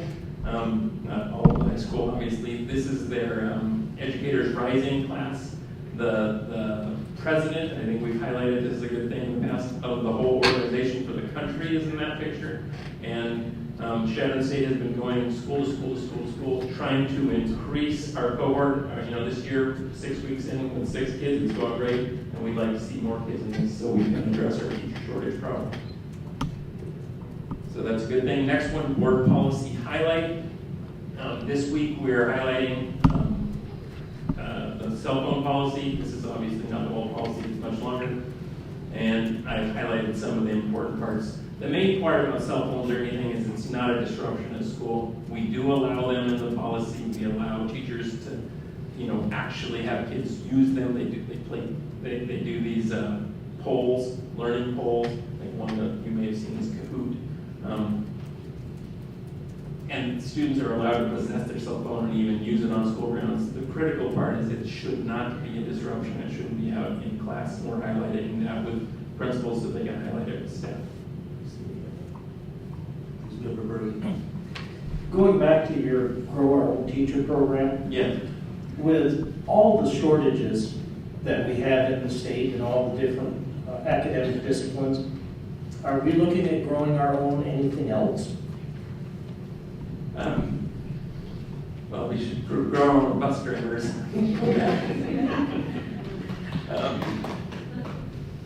You know, I guess what we're looking at, what we're actively doing is we're doing with the high school kids, and then also we have a number of our current classified employees who are working with Chevron State in a partnership. Much more limited in this when we aren't paying for all of their stuff to try to get some of those hard to get positions like special education teachers. But certainly like bus drivers might be one we consider. But through Shadford, could we develop our grow our own special ed teachers or encourage growth from within that with this organization support? Yeah, that actually is one of that's the first thing that they started with when they started doing this with other districts was special education teachers. And I know that lots of our current adult employees are enrolled in that process. I'm not sure if any of the 6 students, the high school kids, I'm not sure if any of them are. I think most of them are elementary education. It would be interesting to know if you have these numbers, what professional growth our staff is actively seeking. You know, are we working to correct some of the deficiencies that we have in-house? It'd just be interesting to see that, how aggressive we're being there. I'm sure we can get that information. I saw it from our HR department. So yeah, we'll try to provide that in a future report next or even as a report. On that same slide, I just wanted to let you know that I was approached by a high school senior, and they wanted to know about the Chapman State program, and they were very interested in it. They were talking about going to University of Alaska Fairbanks, but we're very interested in coming back into our district possibly because they would have a full-time job and be able to go to school at the same time. So the word's getting out there, and I thought that was very interesting. And to grow our own teachers because the University of Alaska doesn't have a teachers program is, I think, absolutely a marvelous idea. And it's working. Thank you. All right, we can go on to enrollment. These are slides you've seen many times. So current FTE as of this morning was 19,215. We projected 19,233. That's for the entire district. In person, 86%. Correspondence, 14. Those aren't going to move. You can see that most of the schools are at or above projection. Elementary is quite a bit above projection. High school is very close. K-12 schools are very, very close. The spot that's lagging the most is charter schools, and that's primarily Connect. I actually think we will get those last, 18 students because MatSu Central traditionally grows throughout the year. Hopefully that'll happen before the end of the count period, which starts, I believe, like October 5th, 3rd. Yeah, something like that. Anyhow, generally good news on the enrollment update. Next slide, PLC Mondays. I know, Member Ponder, you had some questions about this. So this is just a picture. I think that these two are out at Big Lake. Meadow Lakes. So, this is practically what it looks like. All of the teachers and administrators of that building and classified staff who work directly with students meet in the same room. I see some district office staff in these because we are sending district office folks to many schools. I'm not sure how many we have, but it's the huge bulk of all the schools have somebody from district office every Monday. And there's a website where you can find out information about it. It's been out for quite some time. The next one when you asked about how we are trying to support parents. So for elementaries, we made it available to have basically daycare before on Mondays, and then we've been collecting data. 6.44% of our K-5 parents signed up for the service, but only 2.92% have actually utilized the service. So I can't remember the number exactly. It's like 180 or something students. So, you know, it's really, I'm sure it's really critically important for those 3% of the kids. I read all the emails and we've heard the emails, but we are, you know, when it's inconvenient for you, you're very prone to write an email. When it's a disruption to your family, you're very prone to write an email, and that's what we see. It appears that for many folks, they haven't needed to utilize that service. And last slide, just a reminder that free PSAT testing for all 8th, 9th, 10th, and 11th graders, and it's starting on, October, what days? I can't read it on there. I know it's coming October 12th, there it is. It's coming right up. And, you know, the benefits of the PSAT and the SAT is, one thing, the SAT is great practice for the SAT. You can get scholarships from the SAT. It helps us predict what success you will have in AP courses. And, you know, the more times you do something, the better you are at it. And so the more repetitions that a student can have in those testing environments, the better they're going to do their junior and senior year when they're taking an SAT that really is going to go somewhere. Do we get to see the student results of the PSAT? Is the district capturing that to see monitored progress? Yep. I don't know if you remember last year, I was able to share some middle school results. What we're really hoping for here is that our participation rate goes way up. But we do get we get actually pretty robust reporting from the College Board about PSAT and SAT results. So I believe it's the state of Louisiana that uses either the ACT or the SAT test as a graduation requirement. You don't have to pass it, you just have to take it. And I believe the state also pays for the exam as well. Is there a way we can possibly move towards that? This is a nationally normed exam, it doesn't change. I would seem to be a better litmus test than what's coming out of the state of Alaska right now. Yeah. I was actively working towards that, and I had emailed some correspondence with our previous director, Eve, who was since retired, and now they're in interim. So it's something that I'm certainly willing to pursue because it really is a test that matters to students. All of a sudden, it's one that goes with them after they leave the building, unlike a state test. No one ever asks you how you did on your state test once you're trying to leave high school. But they do ask about ACT or SAT. That's it in my report. Thank you, Dr. Trendy. With that, we'll move to agenda item 9B. And there's a PowerPoint for that with a budget revision. Please, Dr. Trendy. Mr. Colt is going to take this one.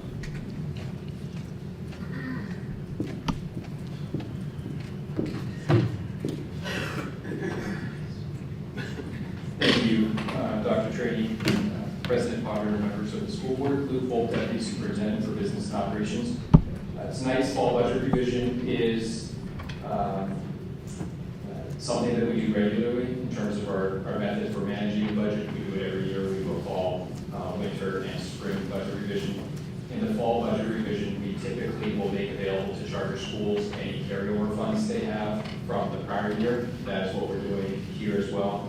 They can then use those funds, whether they're transferring them to a CIP fund or a debt service fund, or using them in the general fund that's available for use in the current year. So we try to do that as soon as possible into the school year, and that's why we have moved forward with the fall budget revision. And so that's being done with this. We are also adjusting Kinnick Charter Schools enrollment. They fell fell short of their projection. They had projected 300 students, and they have approximately 130 students currently. So first year of operation, they over-projected a bit. That is understandable. They were basing it off of perceived interest or different communication that they had with parents last spring. But what we have done with charter schools every year during our enrollment projection is we take the number that they give us. So we project for the entire district, but when it comes to charter schools and them setting their budgets, they let us know what that number is going to be for the upcoming year. Because it's such a significant adjustment for them, we wanted to take care of that in the fall budget revision. That is the only enrollment change that is a component of this revision. And then we are also utilizing ESSER II funds. We had more available at year end than we anticipated, so to try to use remaining funds in ESSER II. Again, the expiration date for ESSER II is next September, so we need to use them this year. And so we are, rather than using whole teaching positions in the general fund, we are utilizing ESSER II funds, federal funds that are available to us to take care of those whole teaching positions that we needed to move forward with this fall based on enrollment trends. Overall, it's a fairly insignificant revision when you look at it from a 30,000 foot view. So I'll run through this pretty quickly. Again, the only adjustment we did to enrollment was for Canadian Charter School that impacts state revenue based on the foundation formula, and then an appropriation from fund balance for what is estimated for charter schools. We say estimated because it's pre-audit numbers. However, we're fairly confident that these numbers won't change with the final audit issuance. If it does, then we'll go back to that charter school and work closely with it to make sure that they have the right amount and not more or less. This is the long list of adjustments that were made. You can read through the list. It's published for the listening audience if they ever want to go back and look. I won't go into great detail with this slide, but just so everyone knows what led to some of the more significant adjustments. When we look at use of fund balance, the use of fund balance is for charter schools, unassigned fund balance, and Twinley Bridge charter schools, student allotment carryover. So really just charter schools, and it amounts to just under $4 million that they have available for their budgets. Looking at staffing summaries in the general fund, we have, since the adopted budget that the board passed in June, it is 19 FTE fewer than what the board adopted. A large part of that was Canadian Charter School. They're reducing their FTEs by almost 9 FTE, and then there was also an alignment with special education assistants that we worked with the student support services on. Okay, so this is the revenue breakdown. Again, I'll go through the next few slides, the tables that are there, but I just want to draw the board's attention to the grand total. You'll see at the bottom, the difference in revenue is $2.8 million. Board policy 3110 requires that we bring adjustments before the board whenever there's a revenue adjustment. So whenever we increase or decrease revenue, we have to bring it before the board. Or whenever there's a site location adjustment that exceeds $150,000. We have both here in the fall revision, but $2.8 million, I just want to put that in context, it's just over 1% of the entire budget. So it's, when you take that 30,000 foot view, it is a very small adjustment. The adjustment to state revenue is for Canadian Charter's enrollment adjustment. They lose out on $1 million of revenue by reducing 170 students. And then also with other state revenue, that's the one-time monies that we were awarded that one-time money grant from the state. It's about $49,000 with that adjustment of 170 students. The remaining difference is coming out of fund balance for charter schools. This is the breakdown in expense codes. This includes what is being done with charter schools and as well as all of the other smaller adjustments that have occurred since July 1, the site-based adjustments which are allowable under board policy as long as they don't exceed $150,000. We're still maintaining spending well over the 70% threshold. And that completes the general fund. Just want to highlight the ESSER 2 fund as well. This is where we're including additional staffing costs of 13 FTE, and we're also adjusting some of the other account codes to align with what we expect to spend. Most notably, the supplies and materials to cover school staff devices, while we have available funds in ESSER 2. An allowable cost is classroom technology, and we're utilizing that before general fund resources to make the best use of those dollars. This is the revenue. We expect, we have just under $6 million of remaining funds in ESSER 2. And this is the breakdown of expenditures. And then by function. Finally, the Capital Improvement Plan Fund, the CIP fund. The reason why we're presenting this is as a part of the charter school carryover dollars, some of the charter schools elected to move funds that they had in the general fund. They elected to move them to the CIP fund. So what you'll see here is an increase to Academy Charters FF&E category, an increase to building equipment and security for Twinley Bridge, and an increase to the new construction line item for Midnight Sun, Academy Charter, Birch Tree, and American Charter. Again, should be no surprise, those schools are looking to prepare to build new facilities in the next few years. So this is them putting money in that CIP fund to plan for that. Altogether, charter schools are moving $1.6 million into the CIP fund, and then this is again the breakdown of where those dollars are going. And then finally by project code in the CIP fund. If there's any questions, I'd be happy to take those at this time.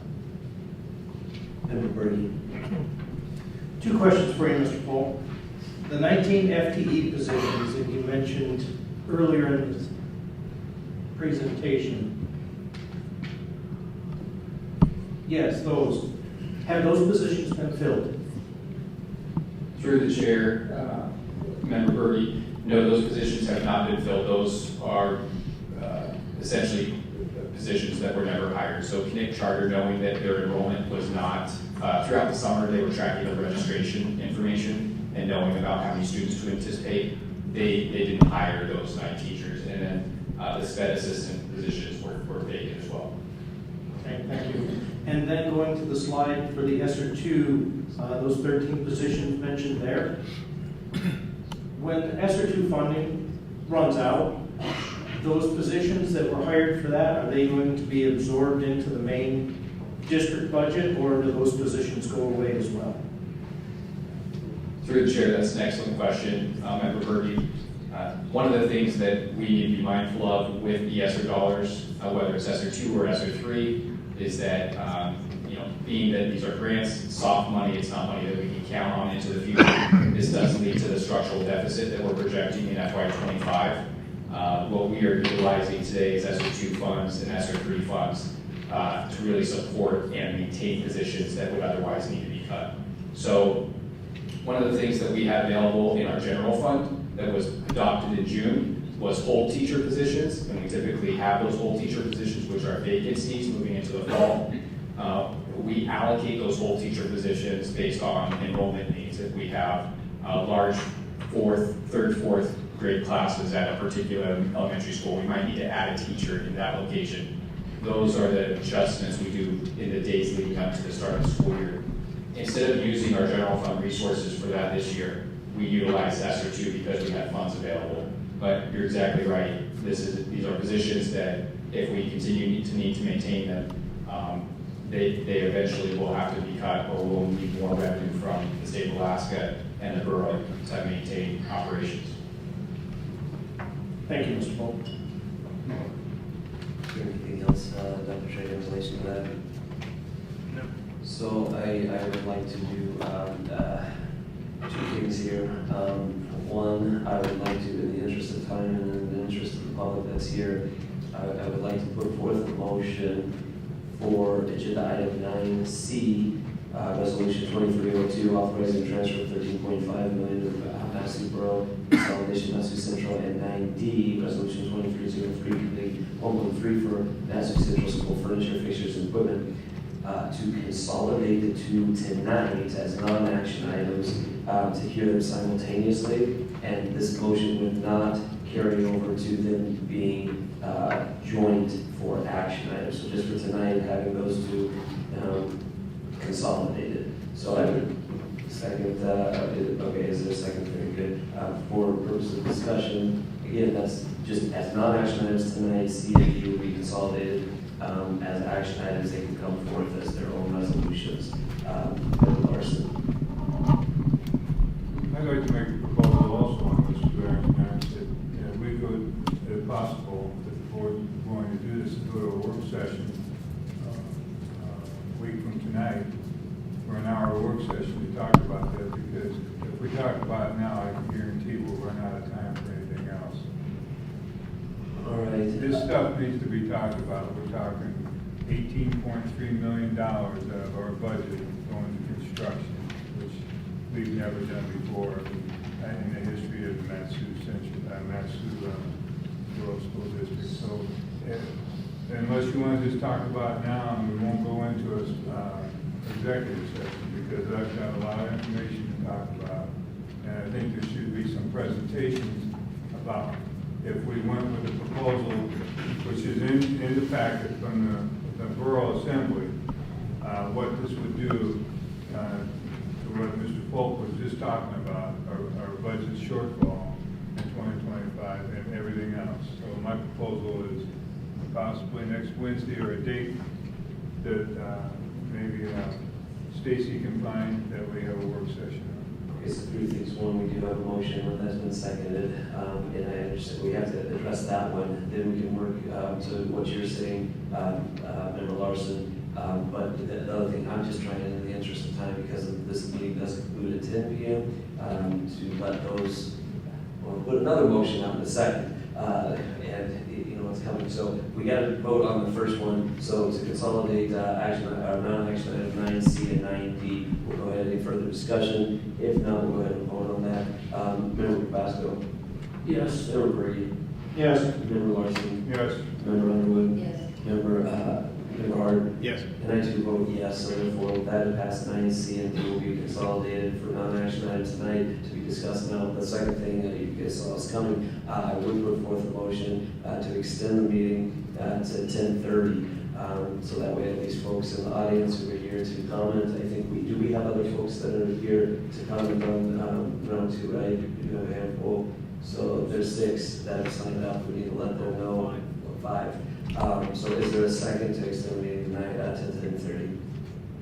Second. Right, from some discussion, is there any discussion? Seeing none. Member Babasco? Yes. Member Brady? No. Member Larson? No. Member Underwood? No. Member Hard? No. I vote yes on that, and so therefore it does fail, and therefore we'll be concluding at 10 p.m., and we will go ahead and move to agenda item now amended. I'm sorry, Member Brady. I'd like to make a motion to take the now amended items C and D and table them till Wednesday, the 28th. And I would request that a work session be scheduled to address some of the issues that have been brought forth. Because when we talked earlier, we had mentioned things like doing the bond debt reimbursement changes, and we had questions to go forward to the borough. Give administration time to answer those before we have discussion. Is the 28th is, 1 second, that's the motion that's been put forth. Is there a second? So second. Now we'll move to discussion, please. Member Hart. Just for a matter of procedure, since this is supposed to be the first reading, should we first read the resolutions today to at least get that part done before we do the work session? So that way the time clock can start on time. That's a question for the board. Member Larson. It's on first read. It doesn't need to be voted on. We don't vote on first read. We just discuss it. And what we're doing No, it's is going to be read. we're moving the discussion of first read, which we voted on, consolidating. We're just moving the discussion to next Wednesday. It's already on first read. And I also want to throw another resolution in there too, if possible. I'd like to revise our Wednesday. Well, we got to vote on it first. Sorry. I want to revise it. So you're understanding that Member Larson, by having it on the agenda tonight, it is going to check a box for a first reading, but then you would, under this amendment that you seconded, it will be discussed more robustly on the 28th and then voted on the 5th. Is that your understanding? And is that your intent, Member Berge, as maker of the motion? Yes, that is my intent. Okay. So with that, is there any other further discussion? Member Hart, does that address the concern that you? My question is technical. Does it have to be read tonight? Because it's a technical question.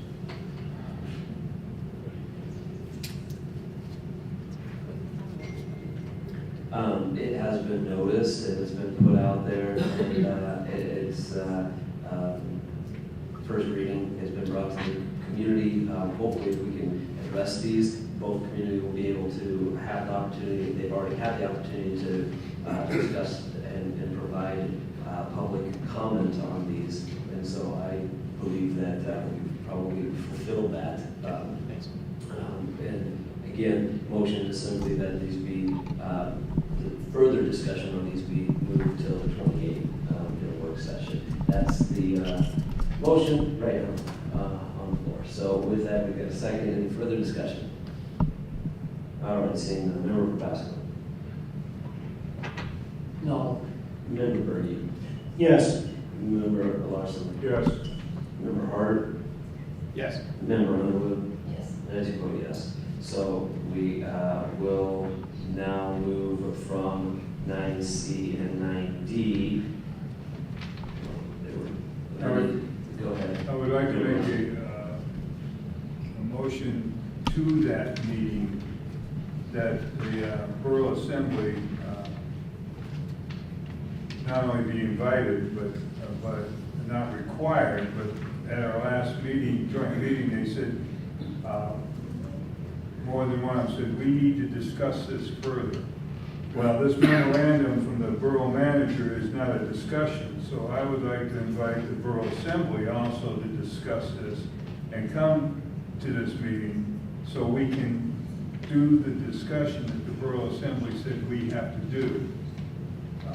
Right now, there is no discussion. It's us discussing it, memos from the borough management, and the Assembly has not set any dates for the discussion or anything like that, and I would move that we invite the Borough Assembly members and the Borough manager and mayor and whoever in the borough would like to come to join the discussion on that one. So with that, Member Larson, I'm just going to throw something out. I don't believe there needs to be a motion for that, but what I will do is ask that Dr. Trainee invite those individuals that Mr. Larson put forth the invitation to. Is there any objection by the board for doing so? Go ahead, Member Berge. I'd like to move to change the agenda to move item 10, persons to be heard on non-agenda items, in front of item E to ensure that the members of the public can speak prior to our mandatory 10 o'clock closure. Well, I'm just going to throw this out. We're already in agenda item 9, right? So we've already gone through agenda 9A, 9B. How to get out of 9 and go to 10 and then come back to 9. We've already entered into 9. So And suspend the rules. Member Berge, we've got 5 people signed up. They'll take 15 minutes. I second it. All right, so there's a motion on the table to move 9B after 10A. So there's been a second for discussion in relation to the same. Hearing no discussion, Member Carrasco. Yes. Member Berge. Yes. Member Larson. Yes. Member Hart. No. Member Underwood. Yes. And I'll go ahead and vote yes for that. And so now we're going to move into 10A, persons to be heard on non-agenda items.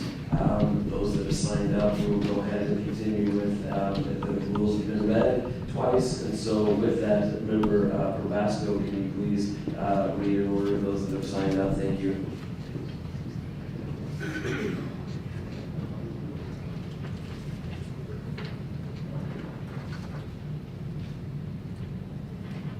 Ron Johnson. Followed by Sarah Carlos.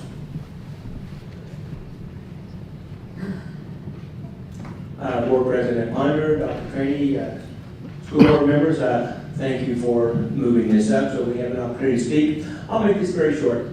I'm here to basically give you thanks and an attaboy. The transgender issue is very dear to my heart. I have 3 great granddaughters in the school system. I have 6-year-old twins at Colony, and I have a 12-year-old at the middle school. And I'll tell you what, one of my biggest issues is protecting my granddaughters.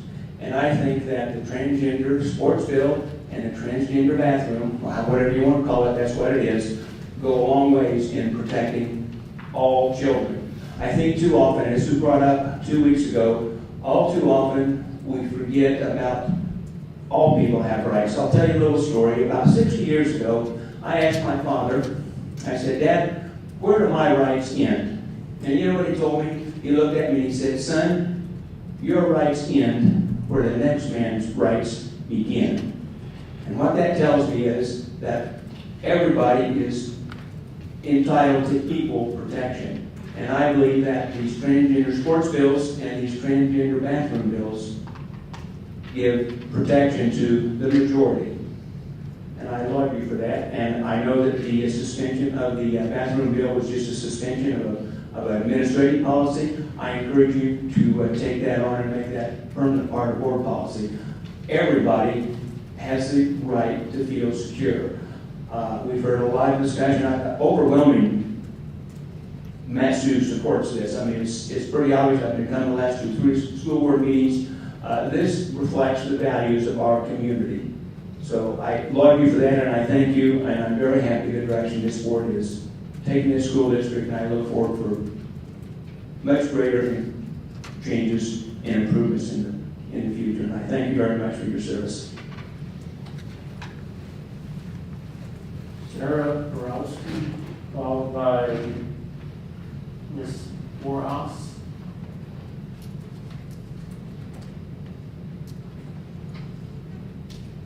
Addressing the school board, my name is Sarah Borowski, representing myself and families of the MatSu Borough.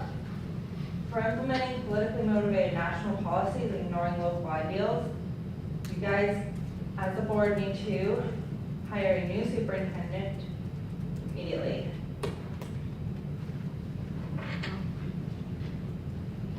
Ms. Morehouse,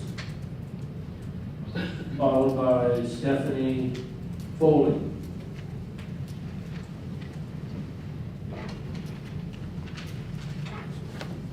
Mr. and Mrs. School Board, I am Ms. Morehouse. I'm representing the children of MatSu School District, and in interest of all the students, for incompetence creating havoc, I recommend I think you must immediately hire a new superintendent.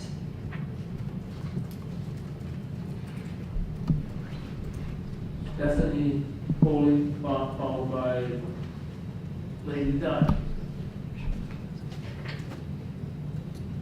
Hello, my name is Stephanie Foley. I'm a single parent of 3 children attending 3 different schools in the MatSu Borough. When the Education Department published its Title IX guidance, it cited landmark U.S. Supreme Court case Bostock versus Clayton County, which was decided in June of 2020. When the Education Department, federal government, made this decision, that was in July of 2021. During the 2021-2022 school year, there was no mention in this entire board or school district on not enacting policies protecting transgender, non-gender conforming identities. of students and staff. In 2021, apparently, the state of Alaska, not necessarily representing the entirety of the residents of the state, signed on to a bill, signed on to a lawsuit, which has still not been decided. That lawsuit, the judge in Tennessee enacted in July of this year, a year later, a hold on the enforcement of those policies by the Department of Education. Just last week, a couple weeks ago, this board decided to take into effect that temporary block and put in a rescinding of those protections from Title IX. However, that is not a decided case. So I believe that this board is jumping the gun on rescinding policies that should stay in place to protect transgender and non-gender conforming identities. I don't understand how a bathroom is an issue. When you gotta go, you gotta go. And how does this board plan on implementing an enforcement of a child using a bathroom that conforms to their genitals? Will they have somebody policing at the school, standing at every single bathroom and deciding, without knowing that student's actual gender that's listed, but based on their look, by what they dress in, who is going to be enforcing who uses what bathroom? Are you going to actually police every single bathroom at every single school to make sure that a person with a vulva or a penis uses the pants wearing symbol or the dress wearing symbol? I just used the men's restroom and I don't care because it was closer, it was more convenient, and nobody else was in there. Fearing for female children only is a fear, and you're making them afraid of penises. There's other ways for us to protect our children than to force other children to use a special bathroom and enforce that discriminatory behavior that adults are showing on children. Thank you for your time. I got it right. Thanks. Lady Di.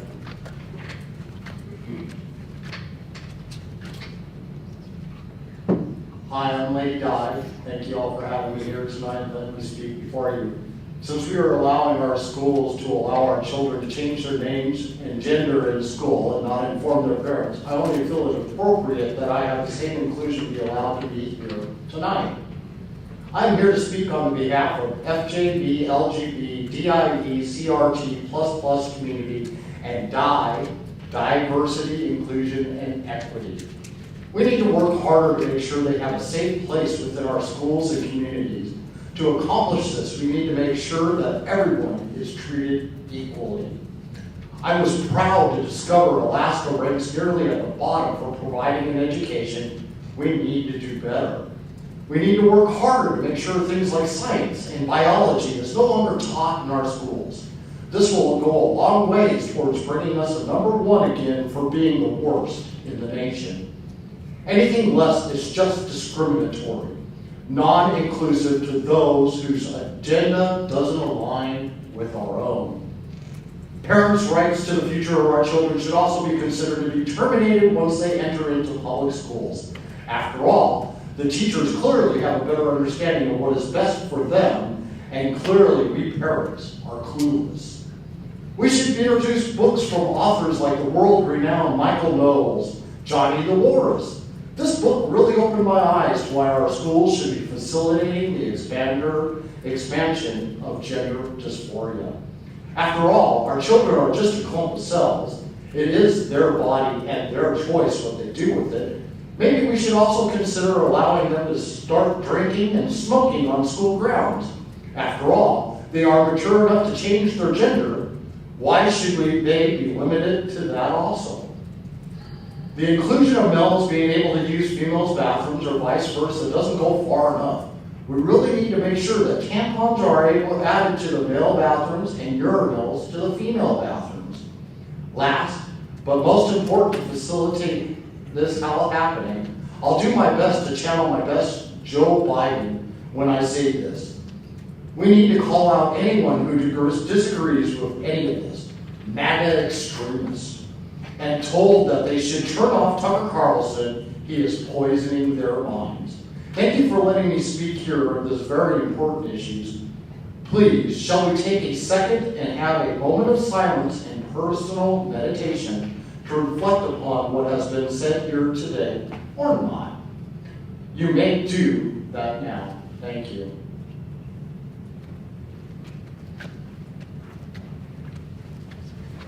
And nobody else has signed up. Is there anybody in the audience that would like to speak?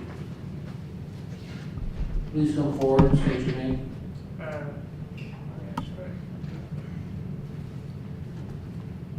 Hello, I'm Haley Marchman.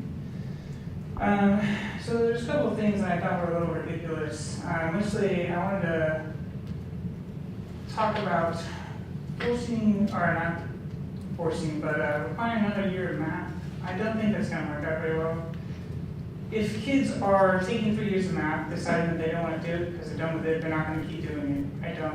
I think you should have enough faith in the future of these individuals that they're going to want to know what they want to do.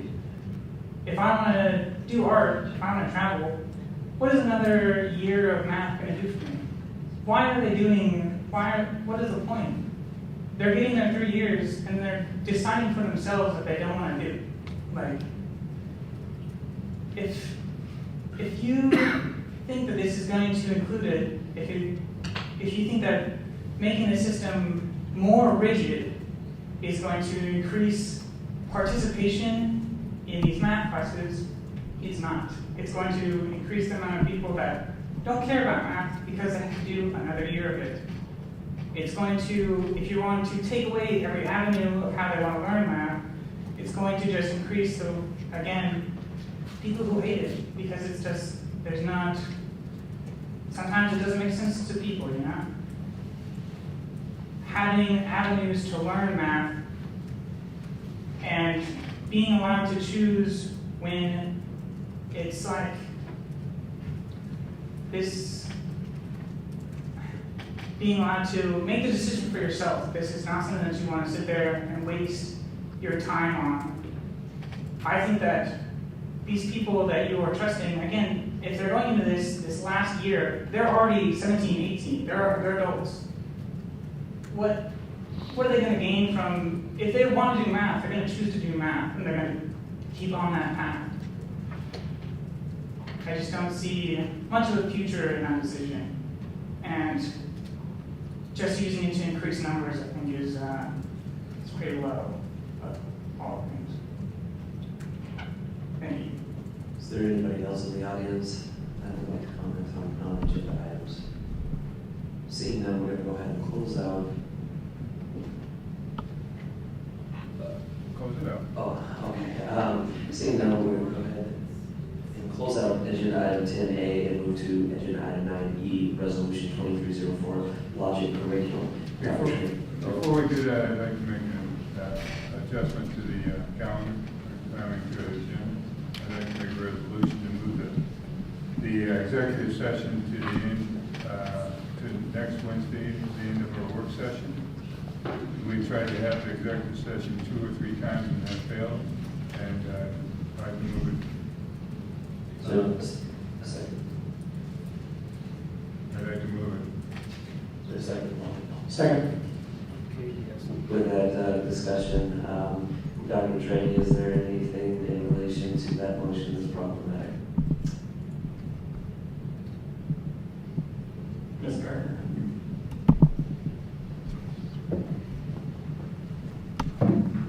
Good evening. The only thing I'll mention is that I can't confirm the attorney's schedule to know if he would be available next week. We can certainly try. He was available and made time in the schedule for tonight, so we have to confirm with him before we can say that the executive session could occur. I'd still like to move the executive session to next Wednesday night, pending the attorney counter. So you got that, you got a second, we're going to go ahead and any discussion. Hearing none, we'll go ahead and vote. Have member Carrasco. Yes. Member Brady? Yes. Member Larson? Yes. Member Hart? No. Member Underwood? No. And I'll vote yes. With that, it passes, and we will move to agenda item 9E. Go ahead, Dr. Traney, please. Member Hart brought this to our attention last spring, and I guess I'm going to turn it over to Member Hart to talk to this resolution, since he's primary architect of it. Yeah, the one thing I've noticed with discourse today, and that's on internet, that's news, wherever it happens to be, is that it is absolutely bereft of any kind of logical thought. This goes left, this goes right. You know, you see people sharing memes that are fallacies on their face. And one thing that I think would be very beneficial to kids in the long run as they become adults is lessons in logic, specifically injecting logic as a requirement in the curriculum. In particular, I went ahead and coordinated with some logic professors at UAA, APU, and ABC, and asked them to cobble together what they recommended would be most helpful for 9th grade students going into high school, starting off in high school, and what they would think would be most useful for juniors as they prepare to go into their senior years and ultimately on into college. They worked for a few weeks putting it together, and then they came in and we brought invited them over to talk to the superintendent and assistant superintendents regarding the curriculum and how it could be adopted and if it was doable. The district agreed that this was doable and that would be beneficial. And various discussions happened as far as where these could be applied, and not just in the course itself, in the one semester course, but actually woven throughout the rest of the curriculum. So the best BS filter there is logic. It just is.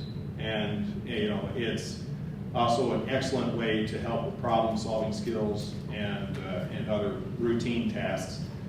I'm going to read this resolution, and this incorporates their recommendations that were reviewed by the district staff. And you'll have to forgive me as I go through. I was not a philosophy student, and a lot of these are going to be a little tough for me to pronounce. So. A resolution of the Matanuska Borough School Board in support of creating a logic curriculum. Whereas students are confronted with error, misinformation, and deception on a regular basis, online, in media, in rhetoric, and regular discourse. And whereas logic is a key to sound discussion, decision-making, information processing, and problem-solving, life skills which are critical in an information-driven society. And whereas logic is a course of learning, is useful for students going into university or into the trades. Therefore, be it resolved, the board hereby directs the superintendent and his staff to create a logic curriculum in close cooperation with local and state college and university logic professors to be phased in starting in the 2023-2024 school year. The curriculum shall include no fewer than 2 semesters, with the first semester being taught as a standalone course during the 9th grade. The 9th grade semester will be an introduction to logic with a focus on fallacies. The course shall include fallacies of language, which are listed equivocation, amphiboly, accent, slanting, slogans, hyperbole, straw man.